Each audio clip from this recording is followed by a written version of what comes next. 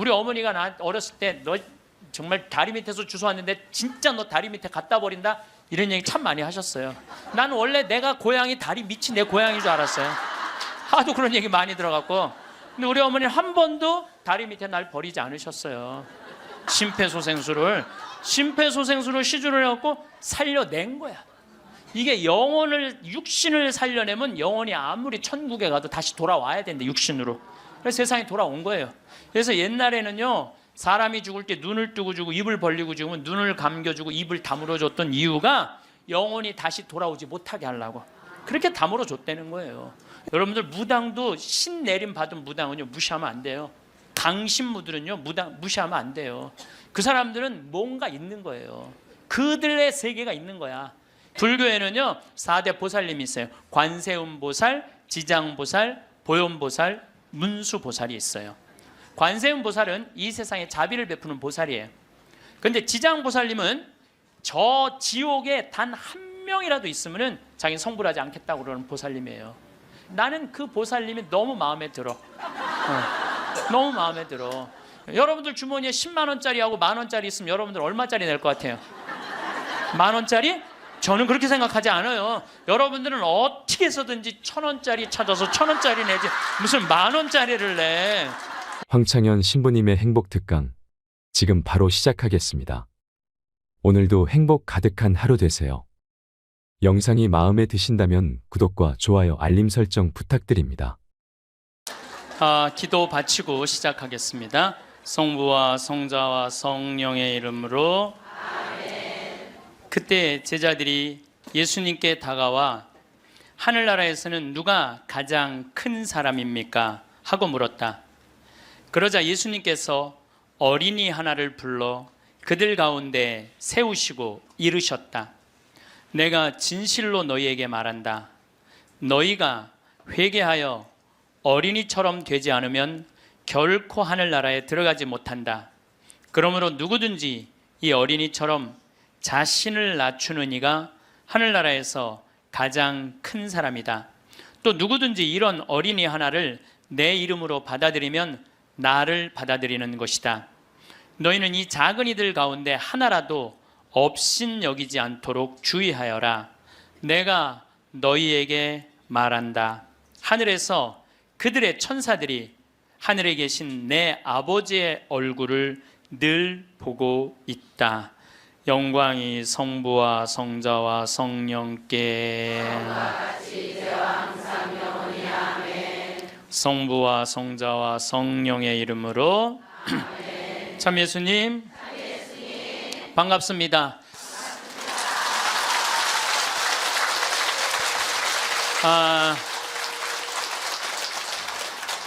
지난주에 앤더슨 시코리아라는 뉴욕의 정형외과 의사가 벼락 맞은 얘기를 했습니다. 벼락을 맞아서 죽었더니 몸에서 영혼이 빠져나와서 자기 시신을 장모님이 쫓아내려와서 울고불고 하고 이 사람아 죽으면 어떻게 하나? 그런데 자기 시신을 보고 있는데 정작 본인은 하나도 안 슬프더라는 거예요. 그러니까 죽은 영혼은 여러분들 슬프지 않아요. 죽은 영혼은. 그러니까 여러분들 죽은 영혼을 위해서 너무 슬퍼하는 것도 죽은 영혼 멋쩍게 만드는 거예요. 누구한테 맡겨? 하느님한테 맡겨야 돼요. 그래서 저는 그 세월호에서 희생된 물론 어른들 55명 그것도 잊으면 안 되죠. 그분들도 잊으면 안 돼요. 우리가 어른들 55분 잊으면 안 되고 더욱이 피지 못하고 세상을 떠난 우리 249명의 우리 학생들도 전부 누구 손에 누구 자비에 맡겨야 돼요? 하느님 자비에 맡겨야 돼요. 그래서 너무 하느님 자비를 안 믿는 것도 내가 보기엔 문제가 있는 것 같아요. 아니 하느님이 이 세상 구원하려고 당신 아드님 보냈는데 그렇게 억울하게 죽은 애들 천국에 안 데리고 갔겠어요? 그러니까 천국에 데려갔다고 여러분들도 굳게 믿으시고 그 아이들을 위해서 가끔 기도 중에 특별히 이 위령성을 때 기도 많이 해주시기 바랍니다. 어쨌거나 하여튼 이 앤더슨 시코리아는 의사는 딱 자기 몸이 나왔을 때 영혼이 나왔을 때 아 내가 죽었구나. 내가 이제 떠날 때가 됐구나. 보통 2, 3분 사이에는 죽었는지 샀는지 구분도 못한대요. 현실인지. 그래서 이거를 미국에서는 ND라고 Near Death Experience라고 그래요. 임사 체험, 근사 체험, 죽음 체험이라고 그래요. 죽음의 선상에서 왔다 갔다 하는 거예요. 죽음의 선상에서. 예. 그래서 이제 아내하고 딸하고 마지막 작별을 해야 되겠다 생각을 하고 아내하고 딸이 있는 호텔로 걸어가려고 그러는데 걸어가지지가 않더래요. 여러분들, 죽은 영혼들이 처음으로 착각하는 게 육신이 아직도 있는 줄 안 되는 거예요. 처음으로 착각. 육신은 이미 저기 누워있고 영혼만 나온 거예요. 그래서 육신이 있는 줄 알고 차가 지나가면은 그 차를 피하려고 막 그런다는 거예요. 육신도 없는데. 육신이 있어야지. 이 육신이 내가 이 물질이 나라는 물질하고 마주치면서 이 막는데 나는 이미 물질이 없어진 건데 영혼인데 걸어가려고 하니 걸어가지지 않고 쫙 떠서 가더래요. 허기야, 여러분들 동양 귀신, 서양 귀신 중에 걸어다니는 귀신 봤어요? 귀신들은 다 떠서 다녀요. 다 떠서. 여러분들 저기 전설의 고향을 봐도 저기 귀신들 보면 다 날라다니잖아요. 다 하다못해 중국 강씨도 이러고 다 떠다녀. 쫙 떠서 가더래. 그래갖고 이제 문을 열으려고 그랬는데 문 열을 필요도 없더래요. 그냥 몸이 통과돼서 들어가더래요. 이것도 성서에 다 나오는 거예요. 예수님이 부활하시고 난 다음에 제자들이 문 걸어 잠고 있었을 때 어떻게 했어요? 문 열지도 않고 그냥 그 안에. 그러니까 저는 요즘 과학이 발달하면서 많은 의사들이 죽은 사람들의 증언을 채취를 하고 연구를 하면서 그 내용이 신약성서에 다 나와 있어. 다 나와 있어. 아니, 죽었다가 부활한 우리 예수님 죽었다 부활하셨잖아요. 그렇죠? 죽은 사람 살려낸 거 예수님 다 살려냈잖아. 예수님 영원히 부활하시면 다볼산에서 거룩한 변모할 때 얼굴은 해와 같이 빛나고 온몸은 빛난다. 죽었던 사람들이 하늘나라에서 올라가서 본 장면 그대로 다 신약성서에서 예수님이 다 보여주신 거야. 다 보여주신 거예요. 근데 우리는 그렇게 예수님이 보여줬는데도 다 필요 없어. 죽은 아버지가 살아 돌아와서 얘기를 해줘야 돼. 우리는 다 필요 없어. 죽은 아버지가 살아 돌아와야 돼. 다른 사람 필요 없어. 참. 그래서 쫙 떠서 가서 아내하고 딸이 있는 호텔을 딱 들어가 보니까 아내하고 딸이 얼굴에 막 페인팅을 하고 놀더래요. 근데 정작 자기는 안 슬프더래요. 떠나야 되겠구나. 그래서 구말리라고 그러냐, 구말리. 그래서 그 죽은 사람들의 특징이 저 빛 있는 데까지 가는 여행길이 그렇게 멀게 느껴진대요.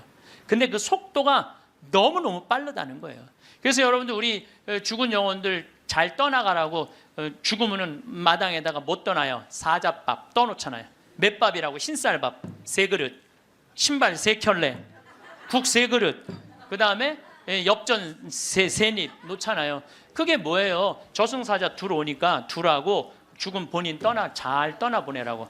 그리고 어디는 또 간장까지 떠놓은대요. 간장을 왜 떠놓는지 아세요? 이게 짜게 먹으면은 물 자꾸 먹히려고 중간에 서서 물 먹는다고 천천히 떠나가라고. 아니면 다시 돌아올 수도 있다. 그래서 간장도 떠놓고 된장도 떠놓는 거라는 거예요. 그래서 이거 죽은 이들을 위한 그런 것들이 너무너무 많은 거예요. 어쨌거나 하여튼 이제 이 앤더슨 C 코리아라는 의사는 나와갖고 하늘나라 딱 올라가는 순간 이 사람도 역시 신앙이 없는 사람이에요. 여러분들, 내가 이 공부를 참 많이 해봤는데 하늘나라 올라갔다 온 사람들 중에 성당 안 다니는 사람 상관없대요. 상관없대요. 되게 어떤 사람들이 하늘나라에 많이 올라가냐면 이 세상 사랑하고 사람 사랑하고 아끼는 사람이 되게 올라갔다 오고 나쁜 짓 한 사람들은 다 어두운 데 갔다 온다는 거예요. 그러니까 성당 열심히 다닌다고 다 하늘나라 가는 거 아니에요. 이것도 성서에 다 나와. 마태복음 7장 21절에 뭐라 그래? 나더러 주님 한다고 다 하늘나라 가는 건 아니다. 내 말을 실천하는 사람이라야 하늘나라 간다. 그러니까 성당을 아무리 다녀도 사람 미워하고 본당신부 미워하고 막 옆에 있는 사람 미워하면 그 사람은 성당 다녔나 마나예요. 근데 이 앤더슨 C 코리아는 착하게 살았나 봐. 하늘나라로 올라가서 그 빛을 느끼는 순간 신으로부터 오는 걸 거부할 수가 없더래요. 신으로부터 오는 걸. 완전한 평화, 충만한 사랑을 느낀 거지. 그래갖고 이제 하늘나라에서 너무 행복하게 있는데 마침 뒤에서 기다리고 있던 사람이 누구냐 하면은 간호사였어. 간호사가 기다리고 있었는데 앞에 사람이 벼락을 맞아 팍 쓰러지니까 어떻게 배운 대로 심폐소생술을 시작을 한 거예요. 심폐소생술을 시주를 해갖고 살려낸 거야. 이게 영혼을 육신을 살려내면 영혼이 아무리 천국에 가도 다시 돌아와야 된대, 육신으로. 그래서 세상에 돌아온 거예요. 그래서 옛날에는요, 사람이 죽을 때 눈을 뜨고 주고 입을 벌리고 죽으면 눈을 감겨주고 입을 다물어 줬던 이유가 영혼이 다시 돌아오지 못하게 하려고 그렇게 다물어 줬다는 거예요. 근데 이 사람은 너무 천국에서 행복하게 있는데 이 간호사가 이 주책맞게 심폐소생술을 해서 살려낸 거야. 살아 돌아왔는데 이 앤더슨 시코리아라는 의사는 문제는 하늘나라에서 들은 음악이 너무 아름다웠던 거야. 하늘나라 간 사람들의 특징이 뭐냐면 너무나 아름다운 음악을 들은 게 그 사람들의 특징이야. 너무 아름다운 음악을 들어서 그걸 자기가 연주하고 싶은 거야. 그래서 이 사람은 94년부터요 박사학위가 2개야. 심리학 박사에 정형외과 박사인데 이 사람은 바이엘부터 피아노를 배워요. 배워서 2002년에 음반을 발표를 해요. 내가 유튜브를 통해서 그걸 들었는데 너무너무 연주를 잘하더라고요. 이 사람은 자기 죽었다가 아니 무슨 무당이 갔다 오거나 뭐 이런 사람이 갔다 오면 무당도 무시할 건 안 되죠. 여러분들 무당도 신 내림 받은 무당은요 무시하면 안 돼요. 강신무들은요 무당 무시하면 안 돼요. 그 사람들은 뭔가 있는 거예요. 그들의 세계가 있는 거야.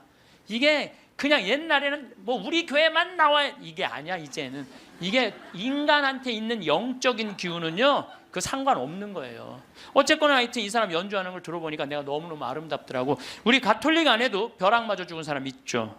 95년 5월 5일 콜롬비아의 글로리아라는 치과 의사가 이 논문을 쓰다가 책 찾으러 여동생하고 이 사촌 여동생하고 가다가 벼락을 맞아 죽어요. 그 사촌 여동생 그 자리에서 즉사예요. 항상 신앙이 열심히 해갖고 목에 목걸이를 하는데 글리 들어가고 심장을 완전히 그냥 강탈을 해버려요. 그 자리에 죽어버려요. 그리고 이 글로리아라는 의사는 벼락을 맞았을 때 어떤 일이 벌어지느냐면 간이 다 타요. 간이 다 타고 신장도 다 타요. 난소도 다 타버려요. 난소도 다 타버리고 이 젖꼭지로 번개가 나와요. 그래갖고 이 오른쪽 젖꼭지가 날아가버려요. 젖이. 그럼 완전히 다리도 다 타고 완전히 죽은 거죠. 근데 이 여동생이 그 병원에 또 의사였어. 의사들이 죽었다. 이거 산소호흡기 뛰자. 절대 못 뛰겠다. 난 우리 언니는 죽은 게 아니다. 이 사람은 이제 영혼이 나가갖고 하늘나라 올라가갖고 천국, 연옥, 지옥 다 돌아다니는 거예요. 그리고 이 사람은 16살 때 낙태를 해요. 그러면서 하나님이 너 낙태한 거 그래 다 보여주는 거야. 그냥 자기가 살아생전에 자기는 막 맨날 그냥 미용하고 막 옷 엉덩이 뭐 이런 것만 신경 쓰던 여자예요. 성당도 열심히 다니긴 했지만은 그거보다는 세상 일에 더 많은 매력을 가졌던 여의사예요. 예쁘고 그 천국, 지옥, 연옥. 근데 이제 뭐 이 사람은 하늘나라에서 이제 여행을 다 하는데 이제 살았느니 죽었느니 그러는데 일주일이 지났을 때 시골에 농부 하나가 미사 참여를 할 때 얼마나 열심히 하냐면은 주머니에 10,000페소, 5,000페소가 있을 때 10,000페소는 하느님한테 봉헌하고 5,000페소로 빵을 사서 먹는 정말로 착한 사람이에요. 여러분들 주머니에 10만 원짜리하고 10,000원짜리 있으면 여러분들 얼마짜리 낼 것 같아요? 10,000원짜리? 저는 그렇게 생각하지 않아요. 여러분들은 어떻게 해서든지 1,000원짜리 찾아서 1,000원짜리 내지 무슨 10,000원짜리를 내. 우리 천주교 신자들이 무슨 10,000원짜리를 내요. 근데 이 시골 농부는 3년 전에 완전히 가뭄, 강도를 맞아서 그나마 키우던 닭까지 없던 사람이야.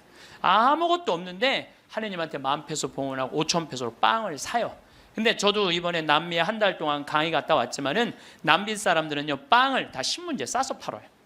그리고 그 신문지를 싸서 빵을 펼치는데 신문지에 글로리아라는 의사 기사가 떠요. 그걸 보고 이 사람 그 자리에 무릎을 꿇어요. 하느님, 이 능력 있는 의사를 만약에 돌려보내신다면 내가 성모님 성지 순례를 갈 것이고 죽은 이들을 위한 기도를 열심히 하겠다고. 그걸 하느님이 들어요. 참 신기하죠? 그 사경을 헤매는 그 글로리아라는 의사한테 하느님이 하늘나라에서 이런 얘기를 해요.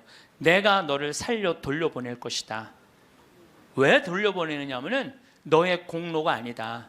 이 시골의 농부, 너무 나를 따르고 사랑하는 이 농부가 너를 위해 간절하게 기도했기 때문에 내가 너를 살려 돌려보내는 것이다. 돌아가서 이 하늘나라에서 본 것을 증언을 해라. 예, 그리고 살려 돌려보내요. 그래서 이 글로리아라는 의사는 살아 돌아와요. 그런데 일주일이 지나고 다리를 너무 피가 안 돌기 때문에 잘라야 된다고 그러는데 이 사람은 살아 돌아와서 간도 재생이 되고 난소도 재생이 되고 신장도 재생이 되고 다리도 다 재생이 돼요. 그래갖고 애까지 또 낳아요. 정말 애를 하나 더 낳아요. 그리고 지금은 온 세계에 다니면서 자기가 벼락마저 죽고 난 다음에 살아 돌아와서 하늘나라 경험 얘기한 걸 다 얘기를 해주는 거예요. 여러분들, 우리 죽은 이들을 위해서 기도하는 거 우리 가톨릭 교회 가장 아름다운 전통 중에 하나예요. 그거를 모든 성인의 통공을 믿는다고 그러죠. 우리가 천상, 지상, 연옥, 이게 서로 연결이 되는 거예요. 저는 이렇게 본당에 초상이 나면은 연도 바치러 꼭 갔어요. 연도를 바치러 딱 내가 이제 저녁 한 8시, 9시쯤 가면은 그 연도꾼들이 꽉 차 있으면 기분이 너무너무 좋아. 교우들이 연도 바치러 주러 왔을 때 너무너무 기분이 좋아. 왜냐하면 여러분들 연도 바칠 때 뭐라 그래요? 성부, 성자, 성령, 이영혼 구원하여 주소서. 성모님, 요셉 성인 이영혼 구원하여 주소서. 모든 천사이들 이름 부르면서 이영혼 구원하여 주소서. 베드로, 야고보, 요한, 안드레아, 베네딕토, 루시아, 아네스 이영혼 구해달라고 계속 성인들 이름 부르면서 구원해달라고 그러잖아요. 그럼 여러분들 생각을 해봐요. 우리가 이제 죽으면 하늘나라 올라가면은 하느님이 심판하지 않는다니까요. 베드로한테 맡겼잖아요. 베드로가 이제 천당 보낼지 연옥 보낼지 지옥 보낼지 결정할 거 아니야. 혼자 결정하지 않을 거예요. 수호천사 부르고, 아까 성서에도 얘기했잖아요. 하늘의 천사가 너를 지켜보고 있을 것이다. 수호천사 부르고 수호 성인 부르고 연관된 성인들 다 불러서 천당 보낼 거냐 지옥 보낼 거냐 연옥 보낼 거냐 얘기를 할 거야. 근데 밑에서 계속 이름 불러대면 성인들이 회의하다 뭐라 그럴 것 같아요? 야, 우리 이름 이렇게 불러대는데 웬만하면 올려 보내자 그냥. 그게 바로 연도의 효과예요. 연도의 효과. 그래서 여러분들 본당에서 세상 떠나는 교우들이 연도 났다 그러면은 시간 내서 꼭 가서 술을 먹으라는 것도 아니고 그냥 잔칫밥을 먹으라는 것도 아니에요. 그냥 여러분들 가서 연도 바쳐주는 거 최고의 선물이에요. 예. 제가 지난 봄에 우리 교구에 젊은 신부님 엄마가 돌아가셔서 61에. 근데 그 엄마가 나 한참 병 모으고 비누 공장 할 때 많이 도와줬던 엄마야. 송탄 본당 자매님인데, 내가 또 너무 우리 생태마을에서 그 아들은 지금 유학 가 있는데 우리 생태마을에서 같이 나오고 일도 많이 하고, 그래서 내가 사순식에 인천교구에서 사순 피정을 해주고 저녁 주일날 밤 9시에 송탄 장례식장을 갔어요. 갔는데 사순식임 신부들이 얼마나 피곤해. 하루 종일 성사주고. 그런데도 그 9시에 그 엄마를 위해서 신부들이 30명이 모여 있더라고요. 다음 날은 물론 주교님이 월요일날 장례미사를 해주시죠. 그런데 우리 수원교구는 신부님 부모님이 돌아가시면 주교님이 미사하기 전에 계속 매 시간 미사를 해요. 와서 그게 우리 신부들이 그 동기 신부들에 대한 예의야. 예의. 그래서 매 시간, 그러니까 수백 명이, 우리 수원교가 한 450명 되니까 수백 명이 와서 미사를 해주는 거야. 근데 그날도 내가 이제 마침 주례를 하게 돼갖고 미사를 주례를 하는데 하늘나라에서 회의하는 소리가 들리더라고요. 아니 진짜로 하늘나라에서 회의하는 소리가 들리더라니까요. 야,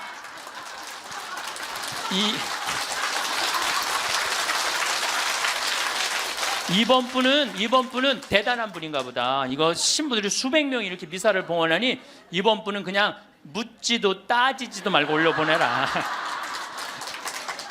그래서 우리 신부 엄마는 묻지도 따지도 않고 천당 올라갔을 거예요, 분명히. 지난 봄에 또 내가 대국교구 교우들 위해서 이제 토요일 날 이제 강의를 갔어요. 그때도 1000명 이상 모였어요. 근데 10시, 오전 10시 강의인데 저는 항상 어디든 2시간 전에 도착을 해요. 강의 2시간 전에 도착을 해서 미리 이제 밥을 먹어요. 근데 이제 밥 먹을 때는 이 옷에 튀면 안 되니까 항상 사복을 먼저 입어요. 사복을 입고 허름한 청국장 찌개집, 아침에 청국장 찌개집을 들어가서 찌개집을 딱 들어갔는데 아주 멋있게 생긴 노신사가, 머리가 하얀 노신사가 나를 딱 보더니 눈이 점점 커지는 거야. 그러니까 나를 아는 거지. 나를 아는데 내가 또 근데 이제 로만 칼날 아내니까 진가민가 했나 봐요. 그렇다고 내가 가사 걷고 저는 황창현 신부입니다 이렇게 할 수가 있나? 그냥 아시는 걸로 끝나는 거죠. 그래서 앉아갖고 이제 그 노신사 먼저 밥이 나왔어요.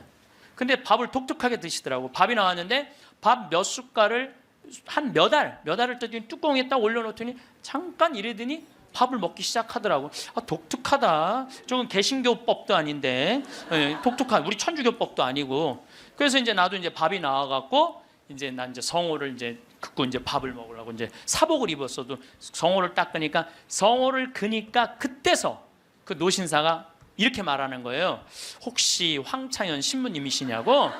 그래서 나 황창현 신부 맞다고. 그랬더니 자기는 불자라는 거예요. 불자인데 신부님 행복 특강을 돈도 안 내고 너무 잘 본다는 거야. 어쩜 이렇게 젊은 신부가 모르는 게 없냐고.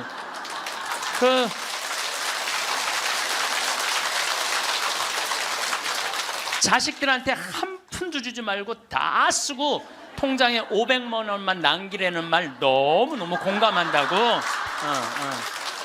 너무 고맙다고 그러더라고요. 그래서 감사합니다. 그리고 이제 내가 그분이 불자라는 말을 들었을 때 밥을 왜 몇 알을 떠놓고 뚜껑에 올렸는지 알아요. 영혼밥 떠놓은 거예요. 영혼밥. 네, 아까 내가 사자밥 말씀드렸죠. 우리 죽으면 영혼들 떠나 보내듯이 여러분들 우리도 밭에 나가고 일할 때 참 나오면 밥 몇 알 뿌리면서 뭐라 그래요? 이게요. 제가 아까 얘기했지만은 이게 영혼은 천주교 신자들만의 공유물은 아니에요. 모든 인간들이 죽어서 영원한 여행을 떠나는 거예요. 그 여행을 우리는 좀 안전한 동아줄을 떠나는 거고 하느님 믿지 않는 사람은 어느 줄을 잡아야 되는지 모르고 떠나는 것뿐이죠. 우리는 좋은 줄을 잡고 있는 거죠. 영혼밥 떠는 거죠. 그래갖고 이제 그 노신사는 이제 밥 먹고 갔어요. 나도 이제 밥을 다 먹고 계산을 하려고 그랬더니 그 노신 아주머니가 아까 그 노신사가 밥값을 내고 갔다는 거예요. 내가 그때 깨달은 진리가 하나 있어요. 우리 천주교 신자들이요 밥 먹을 때 반드시 성호를 긋고 먹어야 돼.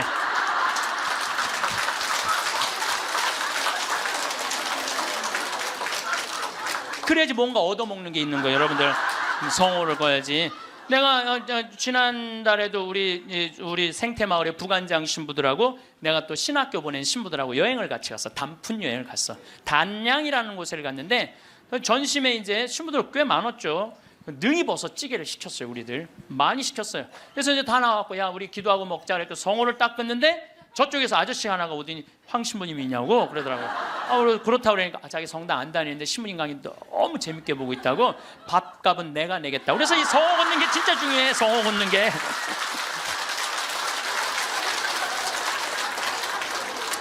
우리 천주교 신자들 영혼밥 떠나요 안 떠나요? 떠나요. 왜 안 떠나요? 여러분들 영혼밥 떠나요. 우리 식사 후 기도 때 뭐라 그래요? 전능하신 하나님 베풀어 주신 모든 은혜 감사드리나이다. 주님의 이름은 찬미를 받으소서. 이제와 영원히 받으소서. 세상을 떠난 모든 교우들이 천재자비하심으로 평화의 은식을 얻게 하소서. 이게 영어 기도문에 없어요. 내가 영어로 식사 전후 기도 하거든요. 없어요. 영어. 한국에만 있는 기도문이에요. 영혼들을 위한 기도. 참 좋은 기도문이에요. 그러니까 이게 연옥 영혼들이요 다른 나라 사람들 천주교 신자들 밥 먹을 땐 쳐다도 안 봐. 근데 누구 밥 먹을 때만 기다려? 한국 천주교 신자들 밥 먹을 때만 기다리고 있는 거예요. 그 영혼밥 한번 얻어 먹어보려고. 근데 우리 천주교 신자들이 얼마나 못됐는 줄 알아요? 식사 전 기도는 해 그나마. 근데 식사 후 기도하는 신자가 거의 없어요. 그냥 일어나는 거야. 얼마나 영혼에서 황당하겠어요. 연옥에서. 여러분들 이제 식사 후 기도하세요. 꼭 하세요. 우리들이 항상 영혼들을 위해서 기도해야 돼. 또 묵주기도 끝에 뭐라 그래요? 예수의 우리 죄를 용서하시며 우리를 지옥불에 소구하시고 연옥 영혼을 돌보시며 가장 버림받은. 여러분들 이게 1917년 파티마 성모님이 루시아 프란치스코 히아친트한테 부탁한 거예요. 왜? 연옥 영혼들이 너무 불쌍한 영혼들이 많으니까 너희들 기도해라고. 그러니까 저는 요즘 이렇게 이 죽음 강의를 준비하면서 장례차가 지나가면은요 천주교 신자, 개신교 신자, 불교 신자 가리지 않아요. 가리지 않고 성호 커요. 성호 걷고 하느님 저 영혼 구원해달라고 좀 기도해요. 네. 나는 도저히 이해가 안 가는 종교단체가 있어요. 우리 교회에 나와야만 구원받는다고 얘기하는. 근데 그 몇 명이냐면 14만 4천 명에 속해야만 구원받는다고. 난 이해가 안 가요. 여러분들 하느님이 그것도 2000년 역사상 대한민국의 고교회 14만 4,400만 명만 구원하려고 당신 아들 죽였겠어요? 온 인류의 하느님을 이렇게 째째하겠어요?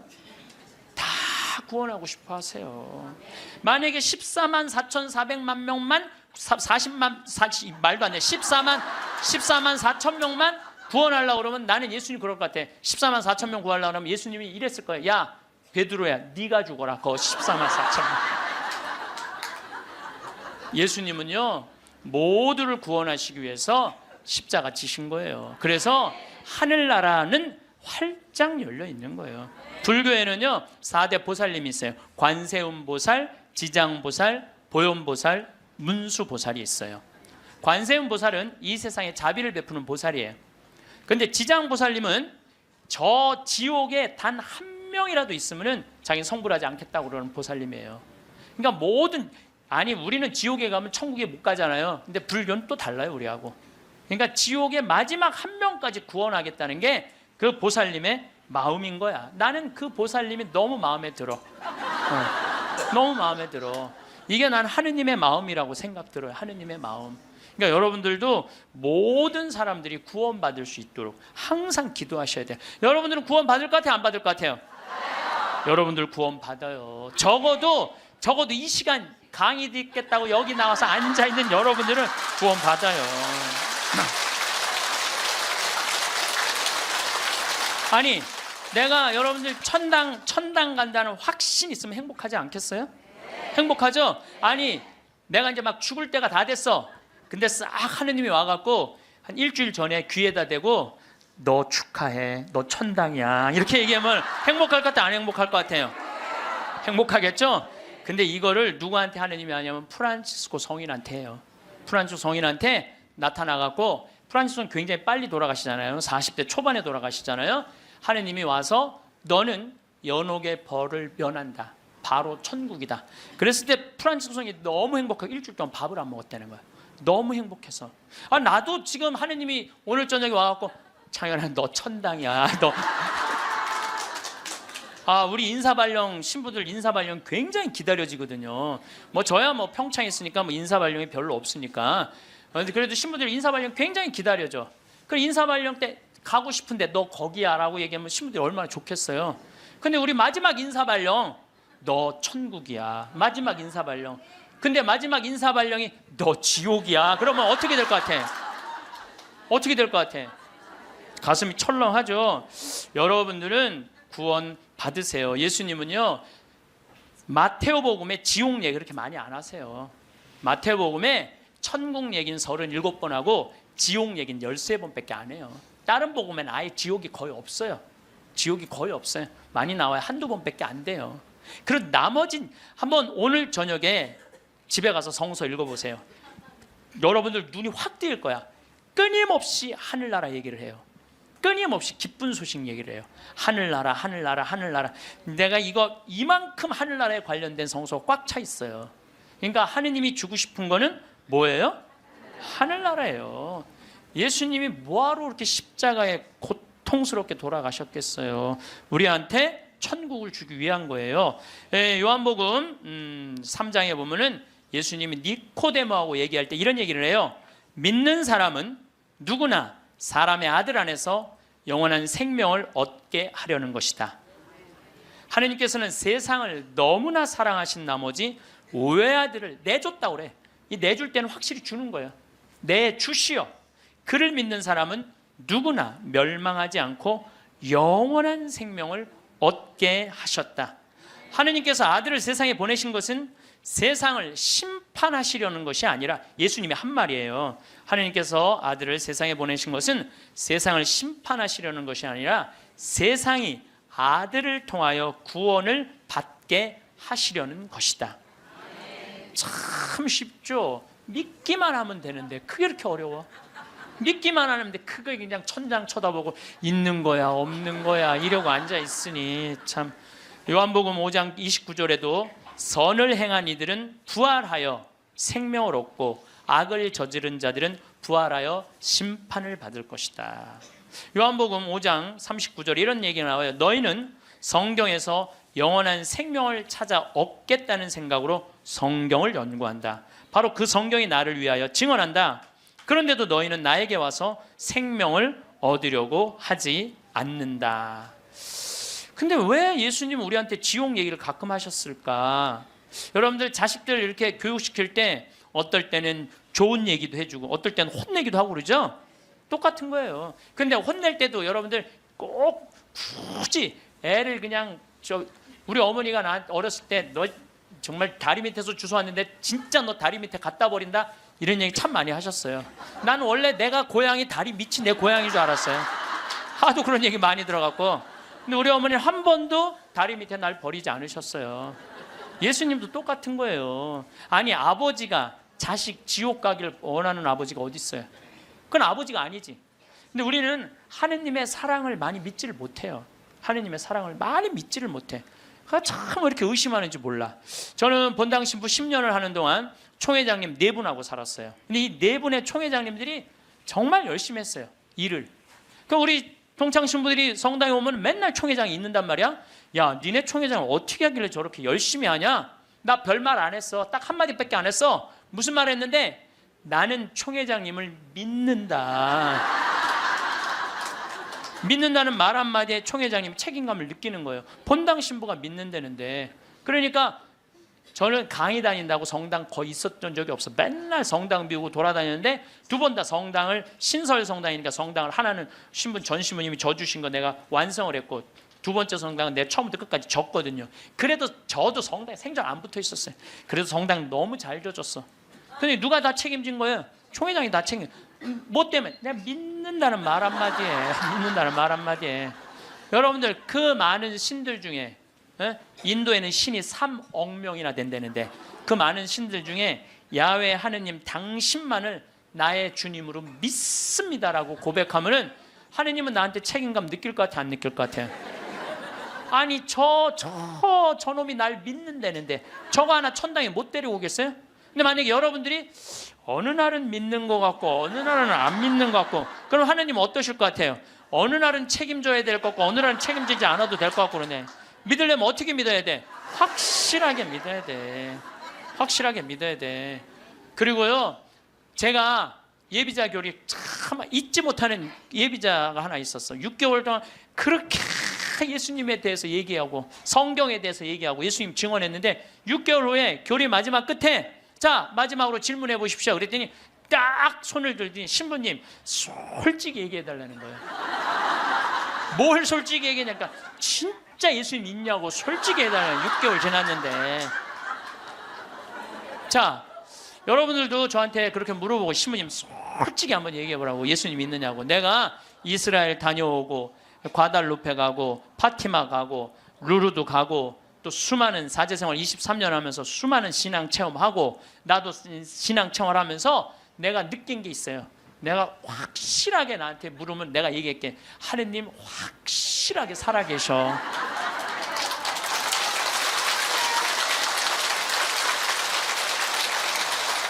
그런데 문제는 내 영혼의 상태 때문에 하느님을 느끼지 못하는 거예요. 하느님은 그냥 계셔. 근데 내 이놈의 영혼이 왔다 갔다 하는 거지. 하느님이 있다 없다 하는 게 아니야. 내 마음 안에 신앙이 있다 없다 하는 거지. 하느님은 그냥 그대로 그 자리에 계셔. 내가 깨어서 기도하고 주님을 끊임없이 찾고 주님께 찬양을 드리고 감사를 드리면요 주님은 응답해 주세요. 근데 혼자 그냥 방구석에 갖고 있는 거야 없는 거야 이러면은요 아무리 대답해 주고 싶어도 방구석에서 나와야지. 근데 여기 지금 나와 있는 분들은 대답을 듣잖아요. 마태복음 25장에 슬기로운 처녀, 미련한 처녀 얘기가 나와요. 슬기로운 처녀 등잔에는 기름이 많았고 미련한 처녀 등잔에는 기름이 하나도 없었어. 미련한 처녀들은 어떤 처녀들이 미련한 처녀들이냐면 맨날 의심하고 성당도 안 나오고 가난한 사람도 안 도와주고 그냥 이러고 있는 처녀들이 미련한 처녀들이에요. 슬기로운 처녀들은 어떤 처녀들이야? 명동에서 피정 있다 그러면 아침부터 와서 앉아있고 그래서 이 처녀들이요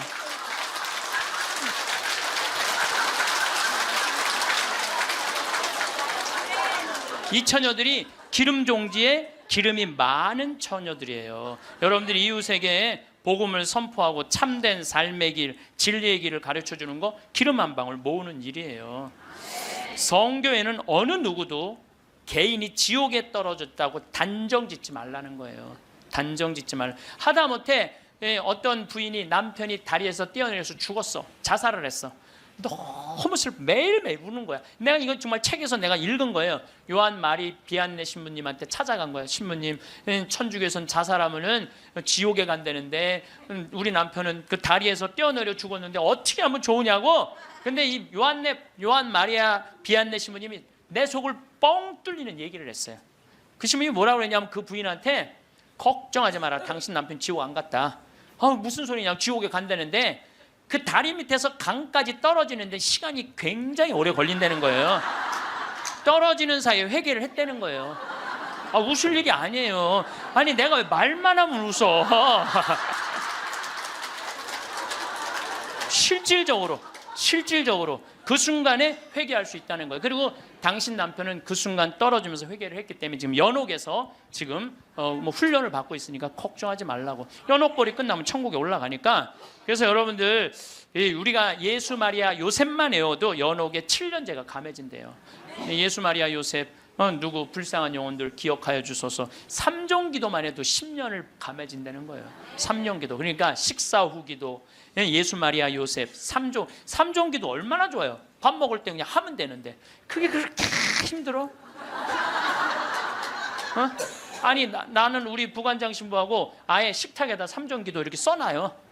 그럼 써놔고 부활 3종 기도 또 그때 가면 또 까먹잖아. 부활 3종 기도 그냥 3종 기도 이렇게 해갖고 써놔요. 그래서 영어로도 한 번 하고 우리나라 말로도 한 번 하고 그래 좋더라고요. 3종 기도 하는 거. 식사 후 기도는 반드시 하고. 근데 어떨 때는 이게 우리 이제 식사 후 기도 훈련이 안 돼갖고 나 식사 후 기도 벌써 일어나서 가는 신자들 태반이야. 나는 전능하신 하느님 벌써 가. 아니 세상을 떠난 모든 교우들이 천재자비하시고 평안하시 아직도 한참 남았는데 이 전능하신 그러지 말라는 거예요. 1991년 팸 레이놀즈라는 이 가수는 미국의 가수인데 작곡가 겸 가수인데 심한 뇌동맥류가 걸려요.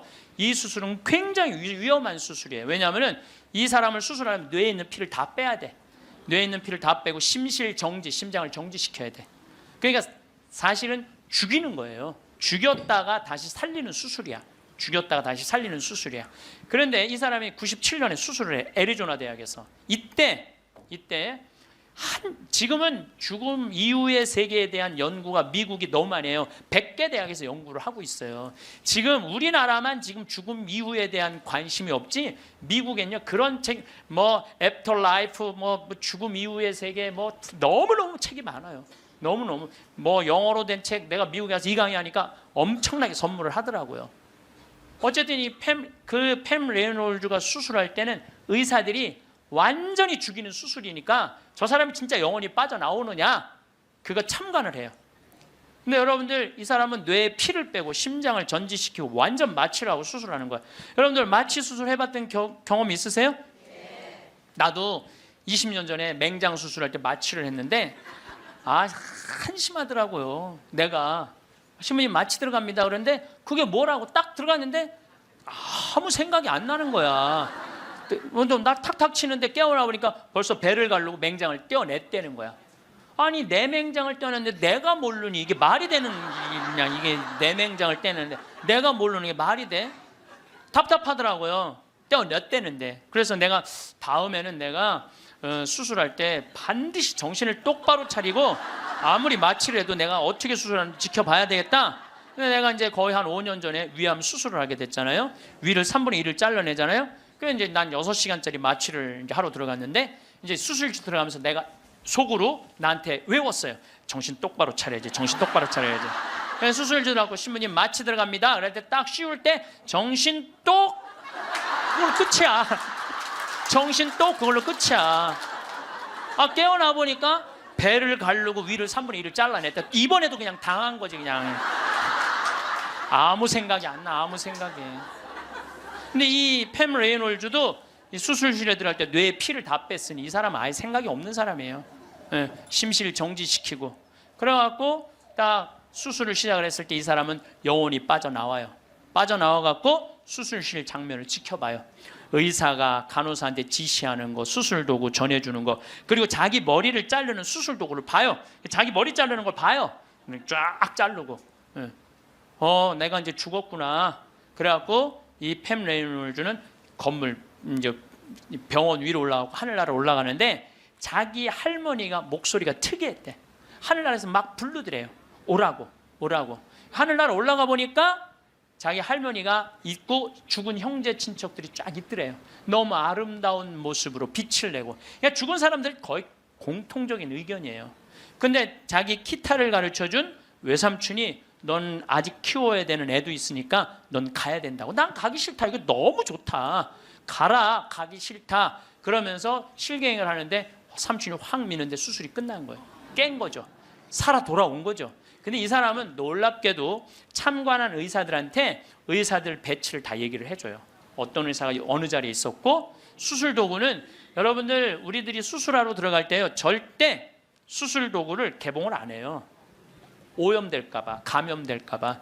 그래갖고 의사들이 완전하게 다 방지를 하고 이 사람 마취 끝나고 난 다음에 수술 도구를 다 꺼내요. 그러니까 우리들은 수술 도구를 어떻게 생겼는지 몰라. 수술실에 들어간 사람 알아요, 몰라요? 모르죠? 근데 자기 머리 자른 거 전동기 칫솔같이 생긴 것까지 다 설명을 하는 거야. 다. 너무너무 놀라운 거죠. 그러니까 이게 여러분들 이런 연구를요 하버드 대학, 예일 대학, 뭐 사우스햄프턴 세계 최고의 대학들이 연구를 하는 거예요. 그냥 내가 무슨 뭐 무당하고 만나갖고 그냥 대충 얘기하는 게 짜고 얘기하는 게 아니고 이건 뭐 논문으로 나오는 내용들을 여러분들한테 전해주는 거예요. 여러분들은 바쁘니까 책 읽을 시간이 없잖아. 그러니까 내가 대신 읽어갖고 다 지금 전해주는 거예요. 네. 네. 미키라는 이 미키라는 시각 장애자는 앞이 안 보이는 사람이야. 앞이 안 보이는 사람인데 이 미키는 18살, 우리나라는 20살인데 교통사고로 죽어요. 근데 이 사람은 태어나서부터 앞이 안 보이던 사람이야. 그러니까 하얀색이 뭔지 까만색이 뭔지 빨간색이 뭔지 아무리 설명을 해줘도 모르죠. 태어나서부터 앞이 안 보이니까 나무가 어떻게 생겼는지 뭐 설명을 해줘도 상상을 하지 꽃이 어떻게 생겼는지 알 수가 없잖아요. 근데 이 사람이 교통사고로 죽어요. 죽어서 딱 수술실에 들어갔는데 자기 몸을 처음으로 봐요. 반지를 보고 자기인 걸 알아요. 내가 저렇게 생겼구나. 머리 모양을 보고 내가 저렇게 생겼구나. 그리고 죽어서 하늘나라로 올라가는데 빨주노초 파남보를 다 보는 거야. 너무 아름다운 빨주노초, 온갖 아름다운 꽃, 새, 나무를 보는 거예요. 그러고 하늘나라에서 너무너무 행복하게 있는데 수술해서 살려낸 거야. 육신을 살려내면 돌아와야 된다고 그랬잖아요. 돌아온 거예요. 돌아왔는데도 이 사람은 어떤 거야? 역시 앞이 안 보이는 거죠. 역시 앞이 안 보이는. 근데 역시 앞이 안 보이는데도 이 사람은 모든 색깔을 너무 정확하게 설명을 하는 거예요. 모든 색깔. 나무는 어떻게 생겼고 꽃은 어떻게 생겼고. 이 미키라는 사람도 굉장히 중요한 연구 대상자가 돼요. 연구 대상. 왜냐하면 아예 시각 장애자인데 모든 색깔에 대한 설명을 너무 잘하는 거야. 한 번도 색깔을 본 적이 없는 사람인데. 그러니까 영혼이 빠져나가는 거죠. 영혼이 빠져나가는 거죠. 그래서 우리가 이게 죽는 걸로 끝나는 게 아니야. 죽음이 아니고 새로운 삶으로 옮아가는 과정인 거예요. 새로운 삶으로. 여러분들 이제 죽는 거 싫어요, 좋아요? 좋아해야 돼. 아니 죽는 게 싫으면 어떻게 해? 죽는 게 싫으면은 천주교 신자가 죽는 게 싫으면 어떻게 해요? 이제 죽는 거 좋죠? 그래도 죽는 게 싫어. 그래도 살아있는 게 나아. 이 이야기는 조금 더 다음 시간에 하면서 내가 죽음이라는 것이 그냥 우리가 하느님을 만나기 위해서는 반드시 죽음이라는 걸 거쳐야 돼. 제가 조금 어려운 얘기 하나 할게요. 나는 사실 어려운 얘기를 잘 안 하는 편인데 이번 건 굉장히 어려운 얘기예요. 요거는 방송 보면서 적어갖고 한번 묵상해 보세요. 데이아르드 샤르댕이라는 신부님이 있어요. 이분은 최고의 지성인이에요. 이분도 너무 유명한데 여러분들이 바빠갖고 이분 책을 읽을 시간이 없죠. 이분은 신학자면서 지질학자예요. 지질학자. 그런데 이분이 뭐라고 그랬냐면은 우리는 이 육신은 영원히 이 육신을 잠시 경험하고 가는 거라고 그래요. 영원히 이 육신을 경험하고 가는 거야. 그러니까 이 육신은 그렇게 중요한 게 아닌 거야. 뭐가 중요한 거야? 영혼이 중요한 거야. 영혼이 중요한데 우린 영적인 삶을 살지 않기 때문에 그 영적인 세계에 대해서 답답한 거예요. 그러니까 너무 육신에 매달리는 거, 육신의 관계에 매달릴 때 영혼의 그 영적인 세계가 죽는 거예요. 그래서 여러분들 기도하는 시간 자주 가지시고 이런 피정 시간 자주 가지시고 그럴 때 영혼의 눈이 뜨일 때 내가 쓰고 있는 육신이 언젠가 떠나야 되는 육신이라는 걸 깨닫게 될 때 삶의 지혜는요 엄청나게 바뀔 거예요. 자, 여러분들 마침 기도로 그 유명한 천상병 시인의 귀천 하늘로 간다. 우리는 언젠가 하늘나라로 가잖아요. 그거 기도 바치겠습니다. 성부와 성자와 성령의 이름으로 아멘. 귀천 나 하늘로 돌아가리라. 새벽빛 와 닿으면 이슬 더불어 손에 손을 잡고 나 하늘로 돌아가리라. 노을빛 함께 단둘이서 길슬개서 놀다가 구름 손짓 하면은 나 하늘로 돌아가리라. 아름다운 이 세상 소풍 끝내는 날 가서 아름다웠더라고 말하리라. 영광이 성부와 성자와 성령께 성부와 성자와 성령의 이름으로 아멘. 감사합니다. 황창현 신부님의 행복특강이 어떠셨나요? 천상병 시인의 귀천이라는 시에서 마지막 구절이 참 기억에 남는데요. 아름다운 이 세상 소풍 끝내는 날 가서 아름다웠다라고 말하리라. 정말 그렇게 말할 수 있는 삶을 살아가야겠다는 마음이 들었습니다. 우리는 살아가면서 인연을 맺고 그 사람들과 인생의 시간을 보내지만 끝내는 이별의 순간을 맞이하게 됩니다. 오늘은 임종 24시간 전에 나타나는 증상을 말씀드리겠습니다. 임종 시간 예측은 어떻게 할 수 있을까요? 최근 임종을 맞이한 80명을 대상으로 말기 암 환자의 임종 전 특징을 살핀 연구를 발표했습니다. 특징은 환자 및 보호자가 호소하는 주관적 증상과 의료인에 의해 관찰되는 객관적 징후를 모두 살폈습니다. 그 결과 가장 많이 나타나는 주관적 증상은 수면 시간 증가, 의식 혼탁 및 선망, 안정 시 호흡곤란이었습니다. 불안 및 우울감이나 구토, 식욕부진, 복부 불편감 등은 빈도가 매우 낮았습니다. 가장 많이 나타나는 객관적 징후는 혈압 감소, 의식 수준 변화, 산소 포화도 감소, 맥박수 증가 순이었습니다. 임종이 다가오게 되면 음식과 물을 많이 먹지 않아 소변의 양이 줄어들고 신장의 기능이 저하되어 소변의 색이 농축되어 진한 녹차의 색깔이 납니다. 또한 신체의 모든 기능이 저하되어 몇 초 동안 숨을 쉬지 않다가 깊은 숨을 거칠게 몰아쉬는 등 호흡 또한 매우 불규칙적으로 진행되며 가래의 양이 많아 호흡이 힘들 수 있습니다. 제거되지 않은 가래들은 목구멍 뒤쪽에 모여 숨을 쉴 때마다 그르렁거리는 소리를 내게 됩니다. 혈액 순환이 잘 안 되기 때문에 피부색이 검거나 퍼렇게 될 수 있습니다. 그리고 임종자는 마음의 변화 또한 찾아옵니다. 변화라기보단 걱정거리가 생긴다고 할 수 있습니다. 바로 남아있는 이들에 대한 걱정입니다. 만약 임종 직전 울부짖는 모습을 보이게 된다면 그 고통과 슬픔은 임종자에게까지 전해집니다. 남아있는 저희들은 걱정하지 마세요. 임종자가 마음의 평안을 얻고 남아있는 이들에 대한 걱정과 부담에서 벗어날 수 있도록 긍정적인 말을 건네주어야 합니다. 그리고 마지막 순간까지 손과 발을 어루만져 주세요. 가족이 옆에 있음을 느끼게 해주는 것입니다. 우리가 당신의 옆에 있으니 걱정하지 말고 편히 쉬세요. 그가 안심하고 평안할 수 있게 말입니다. 건강의 차이가 곧 인생의 차이입니다. 이 영상을 보고 계신 분들은 힘든 상황을 견뎌내고 있을 거라 생각됩니다. 주변에 많은 분들이 너무 힘든 시기를 겪고 있는 요즘 조금이나마 힘을 내게 하는 영상이었길 바랍니다. 어머니의 임종이 생각나 또 눈물이 나네요. 사랑하는 어머니, 너무 그립습니다. 이상으로 책틀맨이었습니다. 지혜를 쌓는 당신의 오늘이 아름답습니다. 더 좋은 영상으로 찾아뵙겠습니다.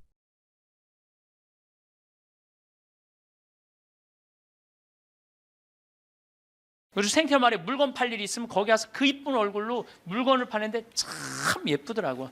더욱이 나를 향한 마음은 더 이뻤어. 나를 향한 마음은 더 이뻤어.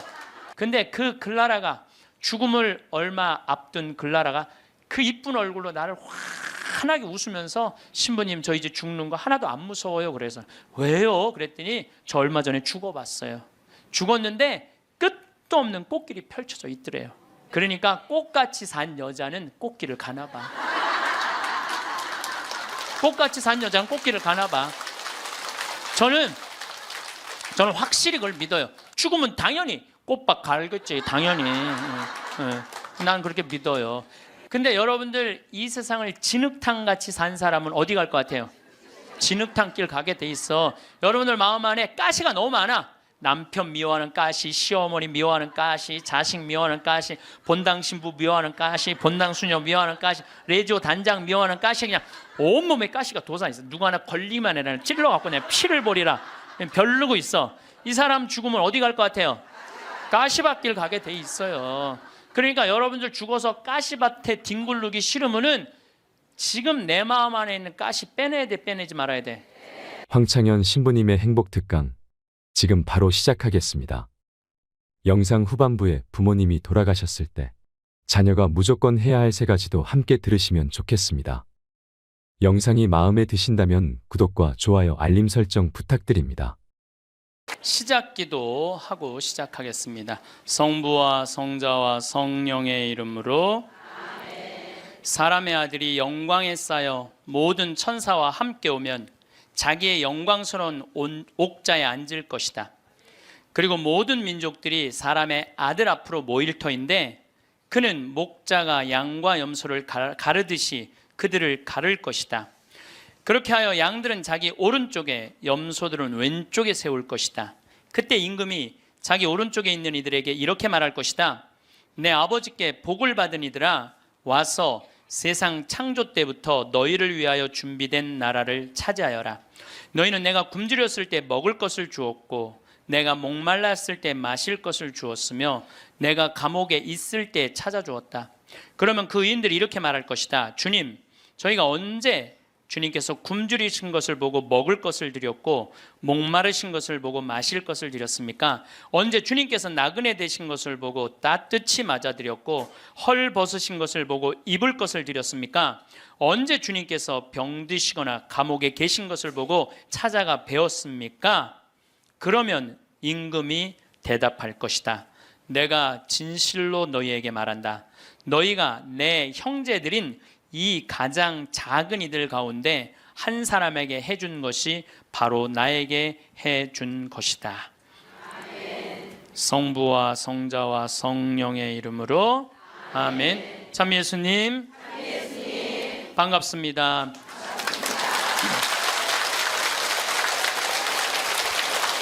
우리는 지금 위령성어를 맞이해서 죽음에 대한 이야기를 심각하게 지금 하고 있습니다. 심각하게 하고 있는데 여러분들은 너무 재밌게 들어주셔서 감사합니다. 제가 20년 전에 평택 비전동 성당에 본당 신부를 할 때요. 이제는 남 경험이 아니라 제 경험입니다. 이제까지는 책에 나온 얘기, 유튜브에 나온 얘기인데 지금부터는 제 얘기를 하도록 하겠습니다. 1월 1일 날이에요. 평화의 모후 성마리아 대축일 1월 1일 날 미사가 다 끝나고 밤 10시입니다. 보통 미사 다 끝나고 신부가 자기 소파에 앉을 수 있는 시간이 밤 10시거든요. 밤 10시에 앉아서 음악을 듣고 있는데 그 늦은 밤에 초인종이 울렸어요. 사제관. 그래서 내가 나갔더니 엄마, 아빠, 딸 둘이 절 찾아왔어요. 근데 처음 보는 사람들이에요. 처음 보는 사람들이라 세배를 이 늦은 시간에 1월 1일 날 세배를 왔나? 문을 열고 나갔더니 세배 온 사람들이 아니야. 모르는 사람들이니까 어떻게 성당을 오셨습니까? 그랬더니 자기들 입교하려고 왔다는 거예요. 그래서 내가 물었어요. 왜 하필 1월 1일 밤 10시에 입교를 하려고 그러느냐. 그 많은 새털 같은 날 놔두고 왜 1월 1일 날 입교를 하려고 그러냐. 사연이 있느냐? 그랬더니 사연이 있대. 무슨 사연이 있느냐 그랬더니 자기 아버지가 살아생전에 그랬대요. 하느님을 믿느니 내 주먹을 믿어라. 천당, 지옥 이런 건 없다. 니네들 신부 목사들이 니네들 돈 울겨 먹으려고 겁주는 거다. 죽으면 끝나는 거지 무슨 천국, 지옥이 있느냐. 성당에 나가면 다리 몽둥이 부러뜨릴 거다. 아주 철저한 무신론자 할아버지였대요. 근데 이 할아버지가 12월 20일 날 죽은 거야. 딱 죽었는데 저승사자가 까만 모자를 쓰고 까만 옷을 입은 저승사자 둘이 자기를 데리러 왔더래요. 자기는 아무것도 없는 줄 알았더니 까만 옷을 입은 사람이 자기를 끝도 없는 어둠으로 끌고 가더래요. 이게 죽었다가 살아 돌아온 사람들의 또 한 10% 정도는 어둠을 경험한다는 거예요. 그 어둠은 상상할 수 없을 정도로 공포스럽대요. 왜? 여러분들 끝도 없는 깜깜한 어둠으로 끌려가면 여러분 어떨 것 같아요? 무섭죠? 한번 상상을 해보세요. 끝도 없는 어둠. 누군 빛으로 간다는데 끝도 없는 어둠으로 가면 어떻게? 그러니까 만약에 여러분들이 죽었는데 까만 걸 보면 끝난 거야. 여러분들 죽었는데 딱 까맸다. 그러면 이건 지옥이다. 이렇게 생각하면 돼요. 뭘 봐야 돼? 하얀 걸 봐야 돼요. 기도해야 돼. 하얀 빛, 나는 세상의 빛이라는 하얀 걸 봐야 돼. 어쨌거나 이 할아버지는 끌려가면서 끝도 없는 어둠으로 끌려가면서 이 저승사자들한테 매달렸대요. 나는 살아 돌아가야 된다.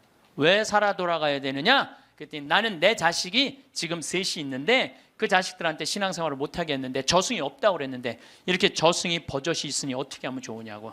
그래갖고 이 아버지를 땅에다가 3일째 하관 땅에다 묻는데 관을 두들기더래요. 실질적으로 이건 제 경험을 얘기하는 거예요. 관을 두들기를 해. 그럼 뚜껑을 열어보니까 죽은 아버지가 살아 돌아온 거야. 그야말로 죽은 아버지가 살아 돌아온 거야. 그야말로 죽은 아버지가 살아 돌아온 거예요. 여러분들 아까 내가 첫 시간에 계속 그랬죠. 죽은 아버지가 살아 돌아오면 믿을 텐데 그 죽은 아버지가 살아 돌아온 거야. 죽은 아버지가 살아 돌아와서 내가 죽었더니 저승이 있더라.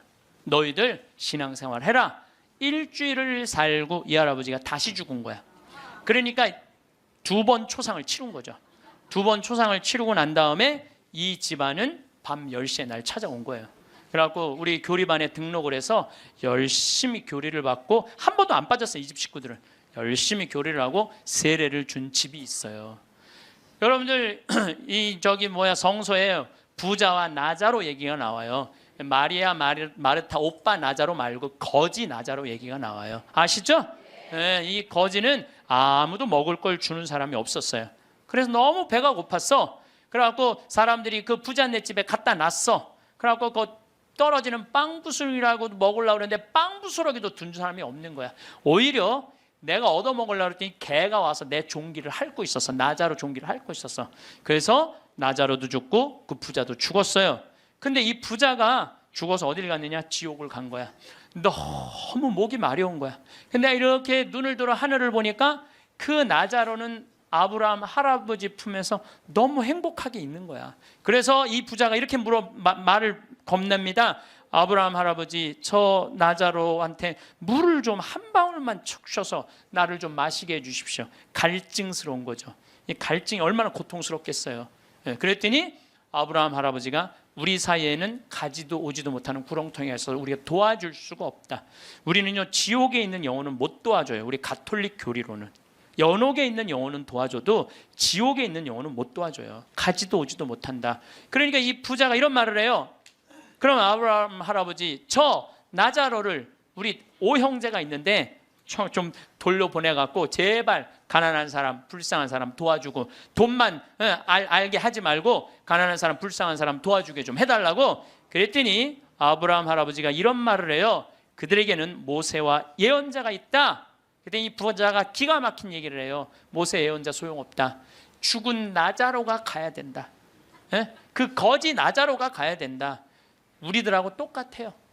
지금 많은 사람들은 천당이 어딨어? 하느님이 어딨어? 내가 죽은 아버지가 살아 돌아오면 내가 믿을 텐데. 여러분들 죽은 아버지 살아 돌아오면 그 사람들 믿을 것 같아요? 절대 안 믿어요. 이게 신앙이라는 게요, 믿음이라는 게 얼마나 무서우냐면요, 아무리 기적을 보여줘도요 의심 있는 사람은 그 기적 자체도 부정하는 거예요. 그러니까 예수님이 믿음을 그렇게 강조한 거예요. 그러니까 여러분들 믿으셔야 돼. 또 내가 신학생 때 그냥 잊지도 못하는 사건이에요. 우리 2층 집, 그 집도 다 세례받은 집인데 원래는 그 집은 절을 다녔어요. 절을 다녔는데 그분이 당뇨로 15년 동안 앓아 누웠어요. 근데 죽기 3일 전에 부인한테 그러더래요. 여보, 수녀님 좀 모시고 오라고. 그랬더니 아내가 그랬대요. 당신 죽을 때가 되니까 스님하고 수녀님을 구분하지 못하느냐고. 당신은 절에 다니기 때문에 스님을 모시고 와야 된다고. 아니라고. 스님, 수녀님을 모시고 아래층, 그분이 정확하게 얘기하더래. 아래층 신학생 있는 그 성당에 수녀님을 모시고 오라고. 당신 도대체 왜 그러느냐고. 내가 조금 전에 환시를 봤는데 우리 집에 비행기가 한 대 와서 나보러 타라고 그래서 이게 하늘로 당신을 데리고 가는 비행기라고. 타보니까 신부님, 수녀님이 꽉 차 있더래. 수녀님이 딱 한 자리, 이게 당신 자리라고. 그런데 내가 깨어난 거야, 이 사람이. 근데 내가 어떻게 천주교로 귀의를 하지 않느냐고. 그래갖고 수녀님이 와갖고 교리하고. 이 집은 다 세례를 받았어요. 요즘은 또 나 그런 얘기 참 많이 들어요. 죽을 때 요새는 하느님이 좀 시대가 변해서 데려갈 때 비행기로 데려간대. 비행기로. 그런 얘기 정말 많이 들어요. 비행기로 데려간대. 그래서 비행기 타고 가는 사람들 많은가 봐. 하여튼 우리가 죽으면은 영혼이 여행을 떠나는 건 확실해요. 제가 7년 전에 우리 생태마을에 암 환자가 많이 살고 있어서, 지금은 이제 암 환자들하고 안 살아요. 암 환자가 많이 살고 있는데 그 중에 글라라라고 있어요. 정말로 예쁘게 생겼어요. 얼굴도 예쁘고 마음도 예쁘고. 우리 생태마을에 그 암이 걸려서 왔는데도 우리 생태마을에 물건 팔 일이 있으면 거기 가서 그 이쁜 얼굴로 물건을 파는데 참 예쁘더라고. 더욱이 나를 향한 마음은 더 이뻤어. 나를 향한 마음은 더 이뻤어. 근데 이 글라라가 폐암이 걸린 거야. 폐암이 걸려서 뼈까지 전이 된 상태에서 우리 집에 왔어요. 뼈까지 전이가 돼갖고 의사 선생님이 6개월밖에 못 산다는 거예요. 6개월. 근데 이 글라라 자매님은 소원이 있는 거야. 아들이 서울신학교 2학년을 마치고 군대에 갔는데 그 아들이 군대 제대하고 학부 3, 4학년을 마치고 대학원에 올라가고 3년을 더해서 신부 될 때까지 살아서 천미사 참여하는 게 소원이야. 천미사. 그러면 그렇게 살려면 7년을 더 살아야 되는데 6개월밖에 못 산다는데. 그래서 우리 황토 집에서 살아보자. 그래갖고 이제 황토 집 25평을 드렸어요. 그 그레고리오 형제님하고 글라라 자매님한테. 근데 기적같이 4년을 더 살았어요. 4년을. 서울대병원에서 당신은 살아있는 기적이라고. 온몸에 암세포가 있는데 이렇게 멀쩡한 거 보면 당신 기적 아니고는 설명이 안 된다고 맨날 의사 선생님이 그랬대요. 드디어 아들은 대학원까지 올라갔어요. 3년만 더 버티면은 드디어 아들 천미사를 볼 수 있는 거야. 그런데 그 더 이상은 못 견디더라고요. 머리까지 암이 전이가 되니까 그 이쁜 얼굴에 눈을 막 떠는데 내 가슴이 떨리는 거야. 왜 그러느냐 하면은 이제 살 날이 얼마 남지 않았구나. 그걸 보니까 너무 가슴이 아프더라고요. 결국은 일산 암센터로 갔어요. 내가 너무너무 사랑하는 가족들이니까 내가 찾아갔죠. 근데 그 글라라가, 죽음을 얼마 앞둔 글라라가 그 이쁜 얼굴로 나를 환하게 웃으면서 신부님 저 이제 죽는 거 하나도 안 무서워요. 그래서 왜요? 그랬더니 저 얼마 전에 죽어봤어요. 죽었는데 끝도 없는 꽃길이 펼쳐져 있더래요. 끝도 없는 꽃길이 펼쳐져 있는데 그러더래요. 이 길이 하느님, 예수님, 성모님 만나러 가는 길이라고. 그러니까 꽃같이 산 여자는 꽃길을 가나 봐. 꽃같이 산 여자는 꽃길을 가나 봐. 저는 확실히 그걸 믿어요. 왜냐하면 저도 강원도 평창에 살면서 마음이 참 좋아요. 생전 사람 미워할 일이 있어야지. 사람을 만나야지 사람을 미워하지. 사람을 만나야지. 거기 일어나 보면 아름다워. 요즘은 또 물안개 피는 계절이거든요. 강에 물안개 피면요 너무 아름다운 거야. 밤하늘의 별도 아름답고 이 단풍도 아름답고 그냥 여기에 감사의 꽃, 찬양의 꽃, 사랑의 꽃이 흘러 넘치는데 죽으면 당연히 꽃밭 갈겠지. 당연히. 난 그렇게 믿어요. 끝도 없는 꽃길을 가고 해. 근데 여러분들 이 세상을 진흙탕같이 산 사람은 어디 갈 것 같아요? 진흙탕길 가게 돼 있어. 여러분들 마음 안에 가시가 너무 많아. 남편 미워하는 가시, 시어머니 미워하는 가시, 자식 미워하는 가시, 본당 신부 미워하는 가시, 본당 수녀 미워하는 가시, 레지오 단장 미워하는 가시. 그냥 온몸에 가시가 돋아 있어. 누구 하나 걸리만 해라 찔러갖고 그냥 피를 버리라 별르고 있어. 이 사람 죽으면 어디 갈 것 같아요? 가시밭길 가게 돼 있어요. 그러니까 여러분들 죽어서 가시밭에 뒹굴르기 싫으면은 지금 내 마음 안에 있는 가시 빼내야 돼, 빼내지 말아야 돼? 누구를 위해서? 그러니까 여러분들 남을 용서하는 게 기분 나쁜 게 아니에요. 남을 용서하는 거는 나를 위해서 용서하는 거야. 그 사람을 위해서 용서하는 게 아니고. 그러니까 다 가시를 빼고 마음 안에 사랑의 꽃, 용서의 꽃, 희생의 꽃, 감사의 꽃, 찬양의 꽃이 있어야 돼. 네, 뭐 여기 많은 교우들 중에 신부님 좀 미워서 죽게 자랑이 아니에요. 그게 나 곧 가시밭길 뒹굴로 준비돼 있어요. 그 얘기하고 똑같은 거예요. 끝도 없는 꽃길이 펼쳐져 있더래요. 너무 행복하더래요. 근데 이 집 첫째 아들이 신학생이고 둘째 아들이 안드레아라는 아이인데 그 딸이 또 하나 있어요. 근데 이 둘째가 너무너무 괜찮은 애야. 엄마 아빠는 우리 생태마을에 와서 4년을 살았지. 이 형은 신학교 들어가 있지. 여동생 밥을 고등학생, 수험생 얘가 다 해주는 거야. 대학생이 자기 대학 다니면서. 또 내가 서울교구 서울 이 강남에 사는데 서울 금본당에 강의 오고 물건 팔러 오면은 또 신부님 오신다고 그 젊은 남자아이가 와서 물건 다 파는 거야. 그리고 야 밥 사줄게 그러니 신부님 동생 밥 해줘야 돼. 그리고 얼마나 괜찮은 애예요. 근데 얘가 군대 가서 뭘 배웠냐면 심폐소생술을 배워둔 거야. 엄마가 이제 자다가 죽은 거야. 자다가 죽어서 이제 남편도 엄마 이제 죽었다 다 포기를 했는데 얘는 포기를 안 한 거야. 심폐소생. 엄마는 꽃길을 가고 있는데 이놈은 죽지 말라고 심폐소생술 한 거야. 살려낸 거야. 살려냈어요. 네. 살려내갖고 엄마가 살아난 상태에서 내가 한 번 더 본 거죠. 그래서 이제 병원에 이제 간 거니까. 그래서 글라라 자매가 그러더라고요. 신부님 저 이제 죽는 거 하나도 무섭지 않아요. 이게 주님께로 가는 영광스러운 길이 바로 죽음이에요. 그러더라고요. 네. 그래서 내가 글라라 씨한테 그랬어요. 글라라 이제 걱정하지 마라. 아들 천미사는 내가 하늘이 두 쪽이 나도 내가 땅에서 참여하고 글라라는 하늘에서 참여하고 그렇게 하자. 그리고 한 달 후에 글라라는 세상을 떠났어요. 그런데 그 아들이 이번에 서품을 받았어요. 그런데 문제는 그 아들 서품 받을 때 나는 하와이 해외 강의 중이었어요.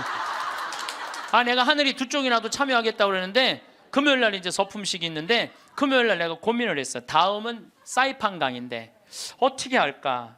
이게 내가 약속을 하긴 해야 되는데 하늘이 두 쪽이나도 내가 참여하겠다면 분명히 하늘에서 지켜볼 텐데 내가 하늘을 안 믿으면은 내가 그냥 껴먹을 약속을 껴먹어도 되는데 분명히 하늘나라에서 지켜볼 텐데 그 이쁜 글라라가 볼 텐데 그래서 내가 사이판 강의 옆에 한 2-3시간 가면 그걸 포기를 하고 다시 새벽에 한국에 들어왔어요.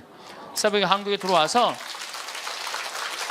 평창에 들어갔다가 다시 새벽에 주일날 가서 천미사를 참여를 했어요. 천미사를 참여를 했는데 어쩜 그렇게 아들도 잘나놨는지 엄마가 이쁘니까 아들도 그렇게 잘났더라고요. 미사를 봉헌하는데 너무 잘하는 거야. 정말 첫 미사 엄마를 위해서 난 봉헌하는 것 같더라고 느낌이. 그래서 뭐 나는 수원교구 신부니까 뭐 우리 서울교구 교우들 있고 신부님들 와 있는데 뭐 나는 뭐 잘 알지도 못하니까 하늘에다 대고 얘기했어요. 글라라 아들 정말로 잘나서 하느님한테 정말 잘 봉헌했다. 어쩜 저렇게 미사를 잘 봉헌하고 말도 나보다 어쩜 더 잘해. 내가 계속 글라라고 얘기했어요. 나 이제 천미사 참여했다. 나 약속 지켰다. 그리고 다음날 내가 사이판으로 다시 갔어요. 근데 그 안드레아라는 동생이 미국 유학 중인데 형 서품식이니까 들어왔어. 내 사이판 갔다가 다시 만났어요. 내가 안드레한테 물어봤어요. 내가 너 요즘 네 강의를 한다. 네가 엄마 살려낸 강의 하는데 너 엄마 정말 살려낸 거 맞냐? 이렇게 자기가 정말 살려낸 거 맞다는 거예요. 우리가 죽는 걸로 끝나는 게 아니에요. 하늘나라로 꽃길로 여행을 떠나는 거예요. 여러분들 이제 죽는 거 싫어요? 좋아요? 이제 진짜 좋아요? 좋아해야 돼. 우리 그리스도인이 죽는 걸 싫어하면 안 돼. 그래도 죽는 게 싫어. 그래도 살아있는 게 나아. 왜 여러분들 죽는 게 싫은 줄 아세요? 생이별 때문에 그래요. 첫 번째 죽는 게 싫은 건 두려움. 죽음 이후에 어떤 세상이 펼쳐질지 희미하게 아니까. 사도 바오로 말대로 희미하게 아니까 그리고 내가 천당을 갈지 연옥을 갈지 진옥을 갈지 나는 모르잖아. 그러니까 죽는 게 두려워. 두 번째 죽는 게 두려운 이유는 생이별 때문에 그래요. 죽음은 더 이상 사랑하는 남편 볼 수 없잖아. 죽으면 더 이상 사랑하는 아내 볼 수 없고 아무리 천당을 간다고 해도 이별 아니에요. 사랑하는 자식 볼 수 없고 사랑하는 부모 볼 수 없는 거예요. 지난 봄에 내 친한 동창 신부 아버지가 돌아가셨어요. 근데 나는 그 신부하고도 친하지만 그 아버지하고도 참 친했어요. 그 아버지가 얼마나 나를 좋아했느냐면은 안중분인데 요맘때만 되면 쌀을 쪄서 햅쌀을 갖고 평창까지 갖고 오시는 거예요. 그래갖고 신부님이 새쌀, 햅쌀 먹으라고. 그렇게 친했던 아버지가 나하고 또 똑같이 위암도 같이 걸렸어. 그 같은 시기에. 근데 그분은 3기, 나는 1기. 그래서 나는 뭐 아무 문제가 없었는데 3기인데 안 되겠더라고요. 그래서 이제 84살에 돌아가신 거, 이번 봄에. 근데 이렇게 이제 관에 누워 계신 걸 보니까 우리 아버지도 84살이거든요. 아버지도 84살이니까 우리 아버지도 이제 세상을 떠날 날이 얼마 남지 않았구나, 이런 생각이 드는 거예요. 나도 아버지하고 이별할 날이 얼마 남지 않았다는 생각을 하니까 갑자기 슬프더라고. 이별을 해야 된다는 생각에. 내가 아버지를 정말 좋아하거든요. 참 잘생겼어요, 우리 아버지. 잘생겼거든요, 아버지가. 참 잘생겼어요. 그리고 아주 선비 같고 보면 아주 기분이 좋아요. 근데 이 좋은 아버지하고 이별해야 된다니까 슬프더라고. 그래서 내가 그때부터 나하고 약속한 게 있어. 한 달에 한 번 아버지하고 반드시 밥을 먹으리라. 그래서 아무리 바빠도 수원 근처에 강의 가면은 전화를 해갖고 아버지하고 밥을 먹어요. 그래서 내가 아버지 보면서 이제 그 얘기는 안 하죠. 아버지 죽을 날이 얼마 남지 않아서 밥 먹는다, 그 얘기는 내가 안 해요. 아버지 죽을 날이 얼마 남지 않아서 밥 먹는다, 그런 얘기는 안 해도 이렇게 보면서 내가 이 아버지랑 자주 밥 먹어야지. 앞으로 봄은 얼마나 보나. 1년에 그래봤자 12번밖에 더 먹어요. 여러분 그렇지 않아요? 늙으신 부모님들. 내가 기껏 봐야 얼마나 보겠어. 20년밖에 더 보겠어, 아버지? 그러다 아버지가 100살에 돌아가셨어. 그러면 난 슬프지 않을 거라는 거예요. 그때는 떠나보낼 수 있어요. 살 만큼 살면 떠나보낼 수 있어요. 이번에 그 성심원이라는 보육시설이 있어요, 우리 수지에. 근데 거기에 상설자 수녀님이 김마리아 막달레나라는 수녀님인데 99살에 돌아가셨어요. 99살에. 며칠 전에 우리가 장례미사 갔는데 수녀님이 평생 1400명의 아이들을 길러낸 거야. 그 수녀님이 1400명을 길러내고 신부를 그 보육시설에서 5명을 만들어냈어. 신부를. 그 수녀님이 최대 업적인 것 같아, 내가 보기에는. 그리고 그 수녀님은 나이를 먹으면 먹을수록 이쁜 얼굴이었어요. 참 예뻤어요. 그 수녀님 아는 분들은 제가 무슨 말을 하는 줄 알아. 근데 99살에 우리가 돌아가시기 전에 백수미사도 해드렸거든. 백수미사도 해드리고. 근데 이제 이렇게 수녀님 누워 계신 걸 보면서 참 멋있게 살다 가니까 하나도 안 슬픈 거예요. 하느님한테 갔구나, 이런 생각을 하니까. 사람은 그렇게 가야 돼요. 우리 아버지가 100살까지 살다가 행복하게 하면 난 행복하게 떠나보낼 수 있다, 이거 아버지. 떠나보낼 수 있어요. 그런데 이번에 세월호에서 죽은 애들, 피지도 못한 꽃이 죽으면 가슴이 아파요, 안 아파요? 얘네들 때문에 왜 아픈지 알아요, 여러분들?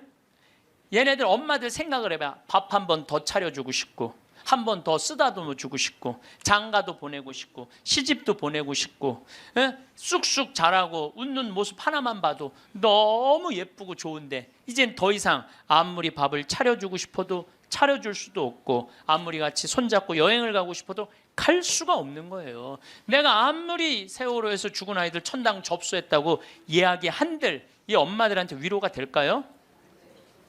이별이 그래서 슬픈 거예요. 사랑을 마저 하지 못했기 때문에. 여러분들 사랑마저, 이제 좀 사랑 좀 하려고 그랬는데 죽으면 아파요, 안 아파요? 그래서 저는 사랑도 나중에 하지 말아라. 사랑도 언제 해라? 지금 해라. 죽고 난 다음에 울며 불며 통곡하지 말고. 여러분들 주위에 있는 사람들 어떻게 다 소중한 사람들이에요. 지금 사랑해야 돼. 나중에 사랑. 그 어떤 아버지가 단식하고 막 그러면서 그 아이한테 해주지 못한 게 너무 가슴 아프다고 그러잖아요. 죽고 난 다음에 후회하지 말라는 거예요. 옆에 지금 얼마나 소중한 사람들이 있는데 그 소중한 사람들한테 함부로 대하냐, 이거예요. 내가 본당 신부할 때도 60살 먹은 엄마가 죽었어. 40살 된 놈이 와갖고 울며 불며, 생전 찾아오지도 않던 놈, 뭐 4년 5년 한 번도 안 찾아온 놈이 울며 불며 이런 말해요. 왜 죽느냐고. 조금만 더 살면 내가 효도할 텐데. 그 자식은요, 엄마 80에 죽어도 그때 와서 뭐라 그래? 왜 벌써 죽느냐? 좀만 살아도 내가 효도할 텐데. 지금 효도하지 못하는 자식은요, 나중에 절대 효도 못합니다. 여기 지금 60, 70 되신 분들, 지금 40, 50 된 자식들 나중에 효도할 것 같아요? 점점 못합니다. 지금 못하는 자식은 나중에도 못하는 거예요. 그러니까 여기 지금 40, 50대신 분들, 30대신 분들, 내가 부모님한테 나중에 효도해야지. 어린 밤푸노치도 없어요. 지금 하지 못하면 나중에도 못하는 거예요. 사랑도 마찬가지고 지금 해야 돼. 죽고 나서 울며 불며 아이고 불쌍해서 어떻게 해. 사랑도 마저 못했는데 그러지 말라는 거예요. 그래서 이별이 슬픈 거야. 10년 전에 내 동창 신부가 전화를 했어.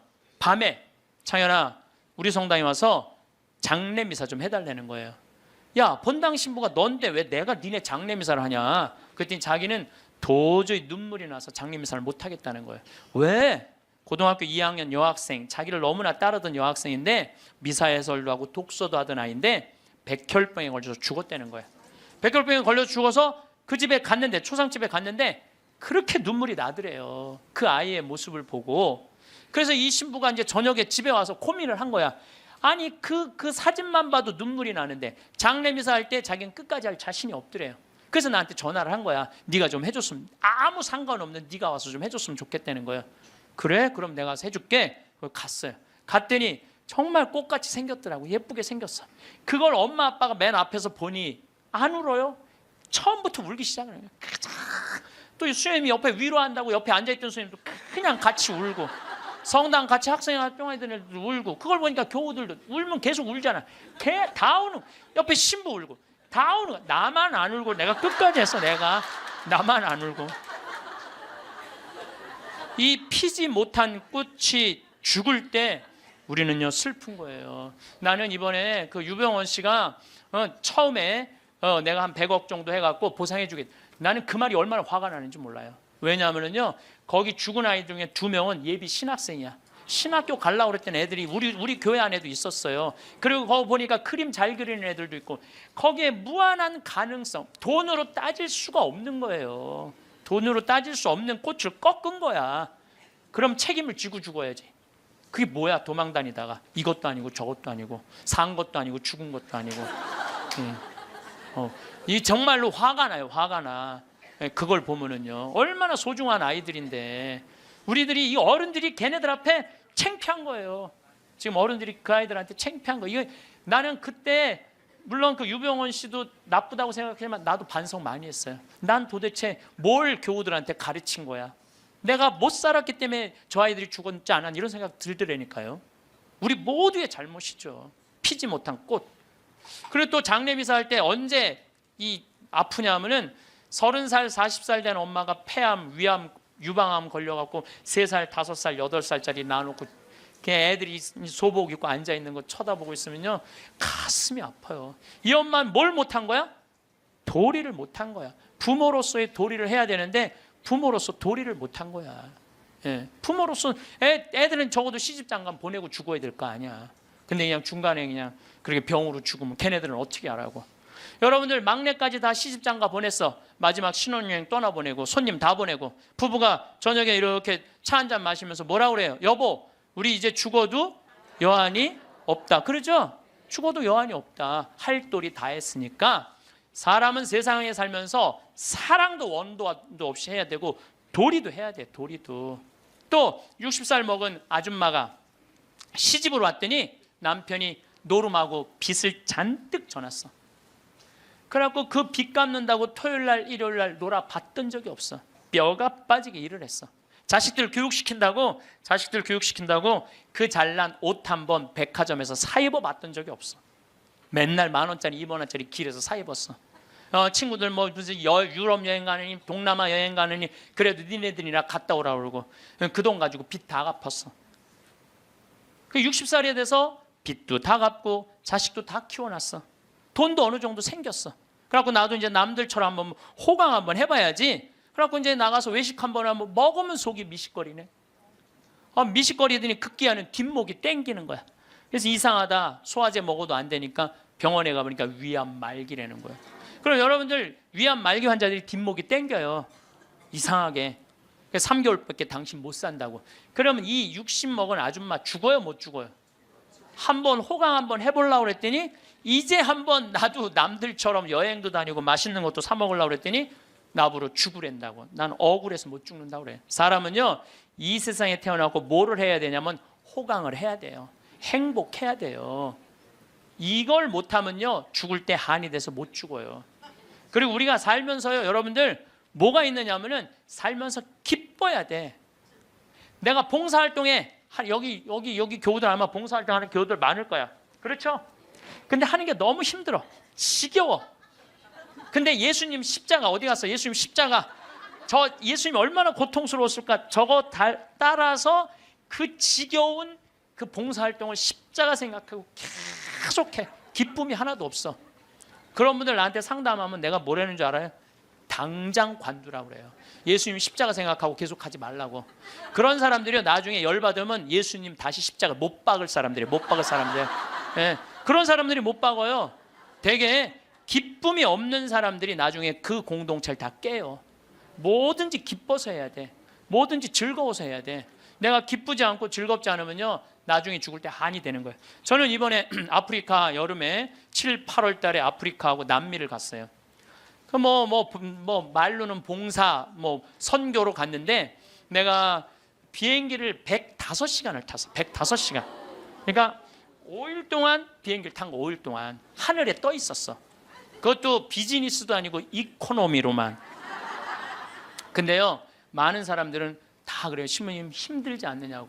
근데 저는요 하나도 안 힘들어요. 너무 좋아요. 내가 막 교우들 만나러 가고 아프리카 가는 게 아프리카까지 가는데 26시간 비행기를 타야 돼요. 여기서. 그런데도 하나도 지겹지도 않고 너무 좋아. 비행기 안에 있으면서 글 쓰고 이번에 이제 그 비행기 안에서 5일 동안 아무도 나를 건드리지 않잖아. 여기 있으면 그냥 온 사람이 날 건드리는데 비행기 안에서는 아무도 날 안 건드리거든. 그럼 5일 동안 그 책 쓴 거 그거 갖고 이제 원고로 이제 책을 이번에 내요. 그리고 나는 비행기 타면 즐길 줄 알아요. 밤 비행기 타면요 여러분들한테만 내가 가르쳐 드리는 거야. 밤 비행기를 타면은요 비행기 표를 창가를 꼭 끊으세요. 창가. 그것도 날개에 끊으면 안 되고 맨 뒤에 꼭 꼬리 쪽에 끊으세요. 꼬리 쪽에. 그래갖고 비행기가 하늘에 올라가면요 깜깜할 때 창문을 열어보세요. 별이요 아래로 쫙 보여요. 별이 위로 보이는 게 아니라 아래로 쫙 보여요. 별똥별이 아래에서 쫙쫙 떨어질 때요 별똥별이 하룻밤에 2만 개가 떨어지니까 창문 열면 여러분들은 아무 때나 볼 수 있어요. 얼마나 환상적인지 몰라요. 근데 잘 모르고 날개에다 끊으면 그 유도등 때문에 아무것도 안 보여요. 그래서 내가 맨 끝에 끊으라는 거예요. 비즈니스 끊으면 더 좋지. 비즈니스는 날개 앞이니까 잘 보이죠. 근데 거기 너무 비싸니까 날개 끝에 끊어갖고 가면은요 시간 가는 줄 몰라요. 글 읽고 책 쓰고 졸리면 자고 좋아서 하는 일이니까 힘들지가 않은 거예요.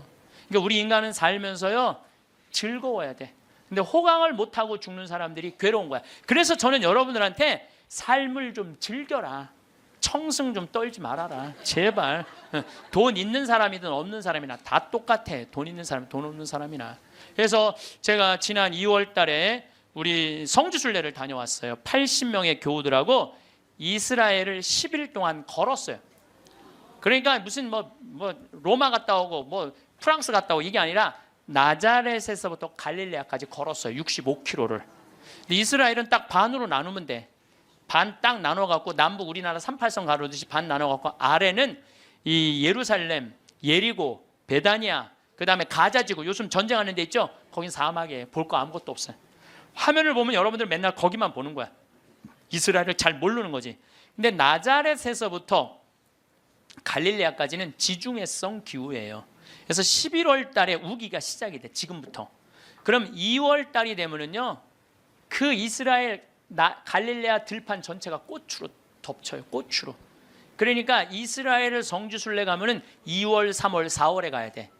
막 아무것도 모르는 사람이 6, 7월에 여름에 가는 거야. 가면 아무것도 볼 게 없어요. 근데 2월 달에 가면은요 들판에 빨간 아네모네꽃, 우리나라 양귀비꽃 같은 게 있잖아요. 끝도 없이 펴 있어요. 쫙 80명의 교우들이 그 이 아네모네꽃 사이로 걸어가는데 한 폭의 그림이야. 그리고 이제 예수님 루카복음의 4장에 오늘 나한테 기름 부음 받았다.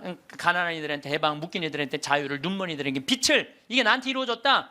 그러니까 나자렛 동네 사람들이 저거 목수아들 아니야? 목수아들인데 무슨 자기가 왕이 된대 멱살을 끌고 예수님을 끌고 가요. 어디로 끌고 가냐면 점프 마운틴이라고 시험산으로 끌고 올라가. 거기서부터 걷기 시작을 하는 거예요. 왜냐하면 성서에 그렇게 나와 있거든요. 밀어 떨어뜨리려. 거기 보면 돌바위야. 밀어 떨어뜨리면 예수님은 뼈도 못 추려. 그 이스라엘 평화 밑으로 극 절벽이야. 거기서 그들을 뿌리치고 예수님은 복음을 선포하러 제자들과 함께 갈릴레아로 떠나셨다. 거기서 그걸 읽고 우리도 떠나는 거예요. 80명이. 이 예루살렘 대학에서 이번에 2000년 전에 예수님이 2000년 전에 어느 길로 갔을 거를 그대로 고증을 다 해놨어요. 그래서 지저스 크라이스트 트레일이라고 그래. 그리스도의 발자취라고 그래. 그걸 그대로 80명이 따라간 거야. 그러니까 과부의 아들 살린 나인이라는 동네도 들르고, 그 다음에 예수님 거룩한 변모한 다볼산도 가고, 그 다음에 가나의 혼인잔치도 가고, 예수님 맨날 먹을 거 사러 가면 세폴이라는 동네도 가고, 그 다음에 이제 히티네 뿌리라고 밀밭. 여러분들 이스라엘은요 식량 자급률이 100%예요. 밀밭이요 끝도 없어요. 우리가 이스라엘 잘 모르는 게 너무 많아. 맨날 비행기 타고 버스 타고 다녀서 몰라. 걸어 다녀 보면요 밀밭이 끝도 없어. 그리고 양쪽에는 노란 겨자꽃이 65km 내내 펴 있는 거예요. 노란 겨자꽃이. 겨자가 왜 노래인 줄 알아요? 꽃이 노래서 겨자가 노래인 거예요. 꽃이 노래서. 그걸 열어보면은 노래요. 실질적으로. 겨자를 이렇게 밀어보면은, 그러니까 65km 내내 가는 내내 예수님하고 제자들이 본 거라고는 겨자꽃밖에 본 게 없는 거야. 그래서 예수님 말만 하려고 그러면 겨자꽃이 보이니까 저거 봐라, 겨자씨 하나만한 믿음만 있어도 돌모아가 나면 산에 있는 거 바다에 심겨질 것이다. 그리고 갈 때는 이 무릎 정도의 겨자가 자랐는데 갈릴레아 도착을 하니까 더미로, 산더미로 5m, 6m로 겨자꽃이 동산으로 이루고 있는 거야. 저거 봐라, 하늘나라는 저거와 같다. 나는 이게 여러분들 가봐야 알아. 이렇게 백날 말하면 소용없어. 이런 얘기를 들으면은 무슨 생각이 들어요? 가고 싶다. 나도 한번 가보고 싶다. 죽기 전에 나도 한번 꼭 가보고 싶다. 이런 생각 들죠? 근데 나는 여러분들한테 너무 안타까운 게 바로 그거예요. 왜 그 좋은 데를 죽기 전에 가요? 지금 가면 안 돼? 지금 가세요. 지금 여행은 가슴이 떨릴 때 가야지 다리가 떨릴 때 가면 안 된다니까요. 그걸 죽기 전에는 다리 떨려서 못 간다니까요. 죽기 전에 가지 말고 지금 가세요. 내가 오늘 강의를 딱 왔는데 여기 이제 여기 명동성당 아주 이제 잘 해놨어. 보니까 아주 잘 해놨어. 아주 속이 후련해. 사람이 이제 모일 수 있는 장소도 있고 커피 마실 수 있는 장소도 있고 위도 아주 잘 해놨어. 근데 이제 지하 1층 강당에 갔는데 저기 우리 경비하는 아저씨 한 분이 딱 나를 와서 손을 딱 잡는 거예요. 신부님 너무 감사하다는 거예요. 그래서 제가 뭐가 감사합니까? 신부님 말씀대로 내가 가슴이 떨릴 때 저기 콤포스텔라 스페인 그거를 40일 동안 걸었다는 거예요. 40일 동안 신부님 말대로 집 잡혀서 갔다 왔다는 거예요. 집 잡혀서.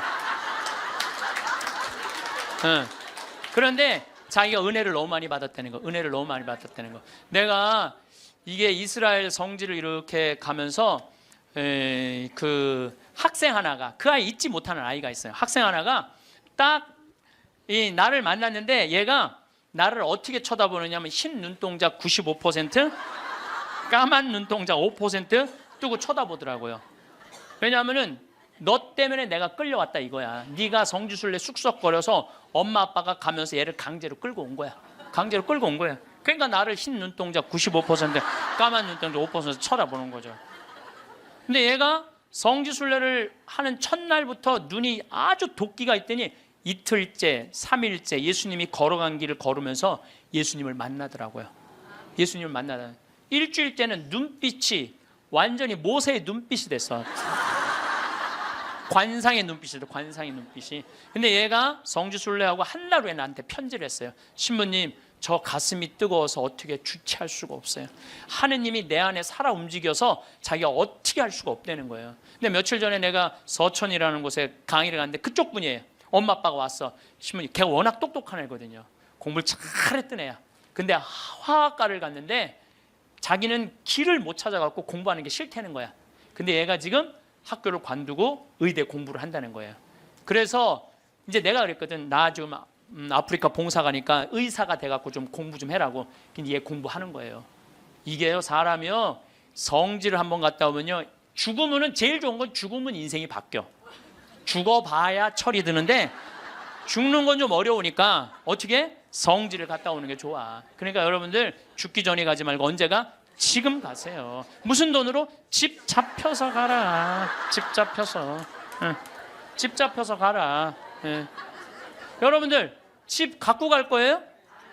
집 두고 갈 거예요. 두고 갈 집을 그렇게 벌벌벌 떨면서 이러지도 못하고 저러지도 못하는 분들 보면 너무 가슴이 아파요. 여러분들 이건희 회장님이요, 재산이 12조 5,900억이래. 12조 5,900억. 나는 12조도 필요 없어. 12조 뭐하러 필요해? 5천억도 난 필요 없어요. 그 끄트머리 900억만 있어도 좋겠어. 나 끄트머리 900억만 있어도 좋겠어. 그런데 그 900억도 필요 없어요. 쓰러져 누우면요, 아무 의미가 없는 거예요. 돈이 아무리 많으면 뭐예요.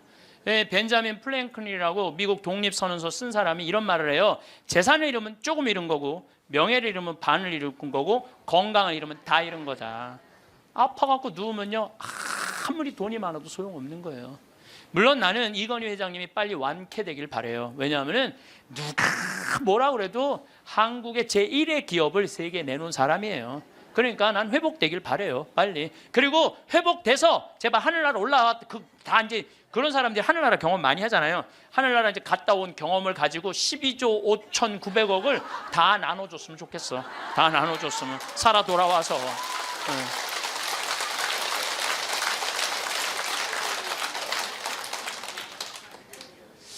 우리가요, 인생은 땅 따먹기 하고 똑같은 거예요. 여러분도 어렸을 때 땅 따먹기 해봤어요, 안 해봤어요?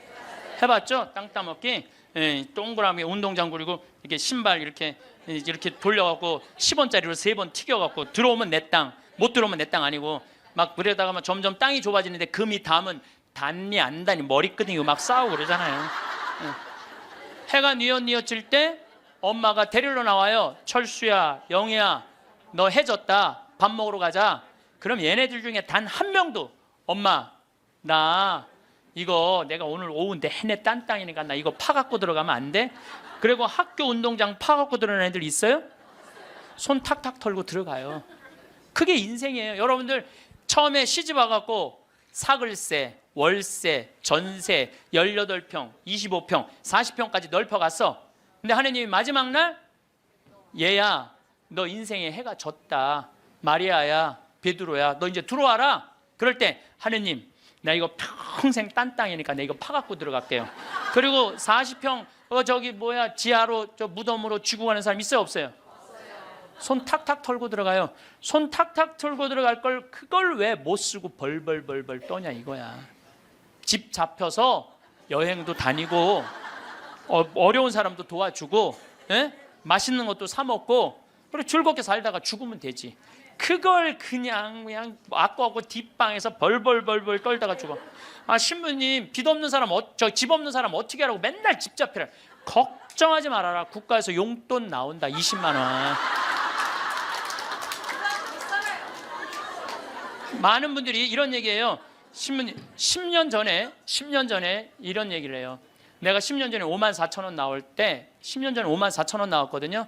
할머니들 죽지 않고 조금만 버티면은 20만 원 나온다. 20만 원 나왔어요. 제가 다시 얘기합니다. 여러분들 이제 죽지 않고 좀만 10년만 더 버티면요, 얼마 나오면 50만 원 나와요. 50만 원 나오게 돼 있어요. 그런데 문제는 돈이 나오고 안 나오고가 문제가 아니에요. 그 돈을 쓸 줄을 모르는 거예요. 나와도 그 돈 쓸 줄 모르고 벌벌벌벌 떨다가 자식 그거 모아갖고 뒷바라지 해주는 할머니들 많아요. 그리고 또 어떻게? 버림받고. 그런 할머니들 대한민국에 수도 없이 많아요. 그리고 인생 가슴 치면서 죽을 때 내가 왜 그렇게 살았을까? 후회하는 할머니들 많아요. 그래서 죽을 때는 여러분들 3가지 갖고 가는 거예요. 추억 갖고 가는 거예요. 내가 인생을 어떻게 살았구나. 그 다음에 죽을 때 뭐 갖고 가? 선행 갖고 가는 거. 선행. 내가 살아서 불쌍한 사람 도와준 거. 그리고 죽을 때 뭐 갖고 가냐면 믿음 갖고 가는 거. 믿음. 이 세 가지가 없는 사람은요, 무슨 노잣돈, 무슨 신발 세 켤레, 밥 세 그릇을 갖고 가는 게 아니야. 추억이 없는 사람은 죽을 때 억울해서 못 죽어요. 선행이 없는 사람 죽을 때 불안해서 못 가요. 믿음이 없는 사람 그야말로 노잣돈이 없어서 못 떠나는 거예요. 이 얘기는 내가 다음 시간에 이 얘기는 하도록 하겠습니다. 마침 기도 바치겠습니다.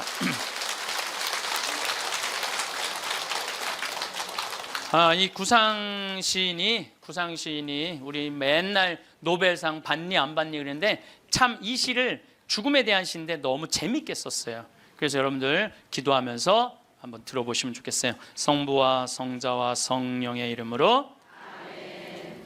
흰 혼이불에 덮여 엠브론스에 실려간다. 밤하늘이 거꾸로 발밑에 들이우며 죽음의 아슬한 수렁을 짓는다. 이채로 굳어 뻗어진 내 송장과 사그라져 앙상한 내 해골이 떠오른다. 돌이켜 보아야 차고 투성이 한평생 영원한 동산에다 꽃 피울 사랑커녕 땀과 눈물의 새싹도 못 지녔다. 이제 허둥대자 부질없는 노릇이지. 아버지, 저의 영혼을 당신 손에 맡기나이다. 신용만 했지 옳게 섬기지 못한 그분의 최후 말씀을 부지중 외우면서 나는 모든 상념에서 벗어난다. 또 숨이 차온다. 하느님 아버지, 저희들이 당신 아들이 죽음을 통해서 열어놓은 하늘나라를 가기 위하여 이 자리에 모였습니다. 당신은 사랑이 많으시기에 당신 아들을 이 세상에 내어 놓으실 정도로 우리를 사랑하셨기에 우리들은 당신의 자비를 믿나이다. 우리가 인간으로 살아가면서 나약한 점, 부족한 점, 그래서 쓰러질 때도 참 많습니다. 하지만 저희들은 당신의 자비를 믿습니다. 부족한 우리 하늘나라 희망하고 있습니다.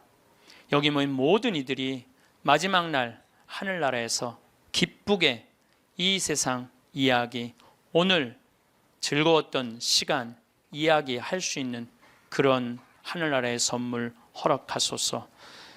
영광이 성부와 성자와 성령께, 성부와 성자와 성령의 이름으로 감사합니다. 황창현 신부님의 행복특강 어떠셨나요? 죽음 껴안기라는 주제가 우리 마음에 참 깊은 울림을 주는 것 같습니다. 부모님이 돌아가시면 되게 막막하실 겁니다. 오늘은 부모님이 돌아가셨을 때 자녀가 무조건 해야 할 세 가지에 대해 말씀드리겠습니다. 상속이 펼쳐졌을 때, 말 그대로 부모님 중에 한 분이 돌아가셨을 때, 아니면 일가 친척이 돌아가셨을 때, 배우자가 돌아가셨을 때, 장례를 치르고 나서 한번 꼭 보시면 큰 도움이 되지 않을까 싶습니다. 상속이 발생하게 되면 고인에 대한 슬픔에 잠겨 상속 관련 절차는 꼼꼼하게 신경 쓰지 못하는 경우가 있습니다. 또는 상속인들 간의 분쟁으로 신고나 납부기한을 놓쳐 가산세까지 납부하는 사례도 종종 발생합니다. 슬픈 헤어짐 속에서도 이것만큼은 꼭 챙기셔야 하는 것들에 대해서 말씀드리겠습니다. 부모님이 돌아가시면 제일 먼저 챙겨야 할 세 가지. 부모님이 돌아가시면 제일 먼저 챙겨야 할 첫 번째는 사망진단서 챙기기입니다. 사망진단서는 사망계 시일을 확인할 수 있는 서류로 상속인들이 상속 재산을 가져올 수 있는 근거가 됩니다.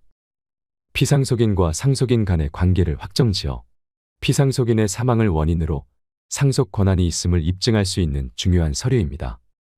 부모님이 돌아가시면 제일 먼저 챙겨야 할 두 번째는 장례식장 비용 영수증입니다. 장례식장 비용은 관련 증빙 자료가 없다면 500만 원까지, 있는 경우 1000만 원까지 경비로 인정됩니다. 봉분을 하신 경우 봉분 비용도 500만 원까지 경비로 인정받을 수 있기 때문에 영수증을 꼭 챙기셔야 합니다. 부모님이 돌아가시면 제일 먼저 챙겨야 할 세 번째는 사망신고입니다. 사망 사실을 안 날로부터 30일 이내에 시읍면 사무소나 주민센터에 방문해서 신고하셔야 합니다. 기간 내 신고하지 않는 경우 과태료가 발생하니 유의하시기 바랍니다. 돌아가신 부모님 재산을 확인하는 가장 쉬운 방법을 아시나요? 사망진단서와 장례비용 영수증을 챙기고 사망신고를 하셨다면 다음으로는 상속신고를 위한 재산을 확인을 하셔야 합니다.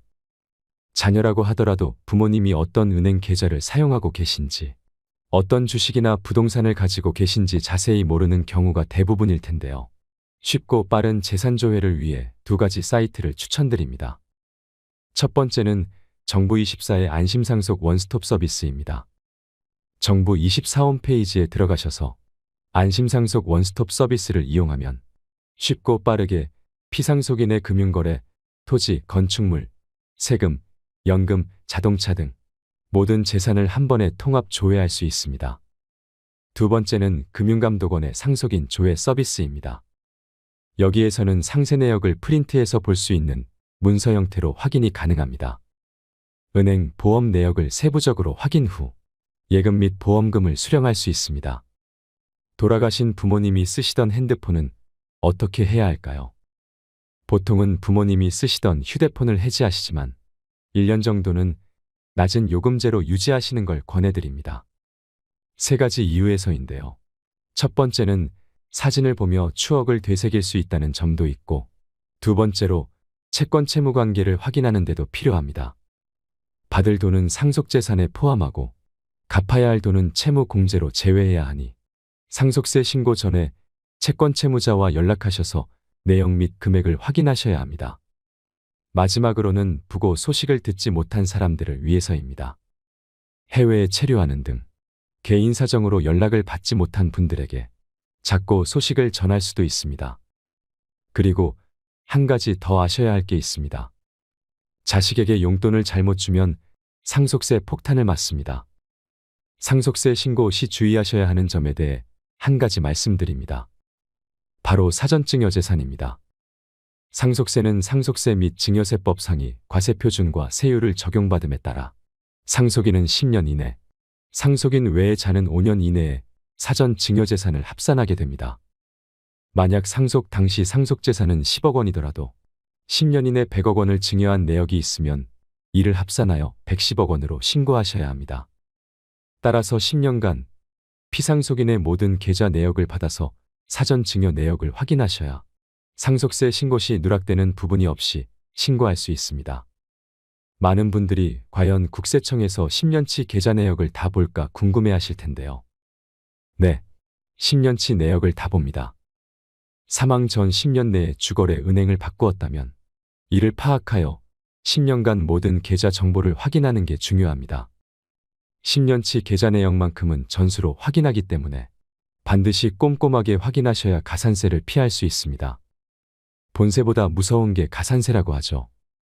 누락된 부분에 대한 조사가 실시되어 상속세가 추징되는 경우 무신고 가산세와 납부 불성실 가산세가 발생하는 점을 유의하셔야 합니다. 실제로 잘못된 신고로 증여재산가액은 3억 원이었으나 추후 가산세까지 추징되어 납부해야 할 세금이 3억 2천만 원이 된 경우도 있었습니다. 만약 고인의 자산보다 채무가 많은 경우에는 상속포기나 한정승인 제도를 활용하셔야 합니다. 상속포기는 피상속인의 자산과 채무 일체를 포기하는 것이고, 한정승인은 채무에까지만 자산을 승계하는 것을 말합니다. 고인의 자산과 채무 내역을 최대한 빨리 파악하셔서 과도한 채무 승계로 인한 피해가 없도록 하셔야 합니다. 마지막으로 부모님이 돌아가시면 6개월 내에 꼭 해야 하는 것에 대해 말씀드리겠습니다. 첫 번째는 부동산 감정평가입니다. 보통은 시가라고 하는 유사매매 사례 가격으로 부동산 평가를 합니다. 이는 같은 단지 내에 같은 면적 또는 5% 이내 면적의 물건, 공동주택 가격의 5% 이내의 부동산이 상속 개시일 전후 6개월 내에 팔린 가격을 말합니다. 다만 부동산 시장이 급락하는 상황에서는 부동산 감정평가를 받으시는 걸 추천드립니다. 부동산 감정평가를 받아 줄어든 평가액으로 상속세를 신고한다면 상속세 부담을 줄일 수 있습니다.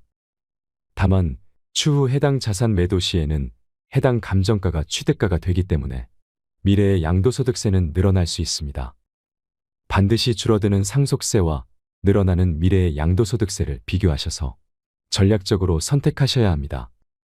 두 번째로 상속세뿐만 아니라 취득세, 종합소득세 등 각종 세금을 기한 내 신고하셔야 합니다.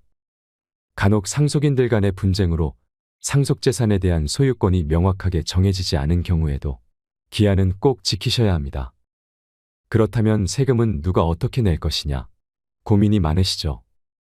이때는 피상속인 계좌를 공동계좌로 만들 것을 추천드립니다.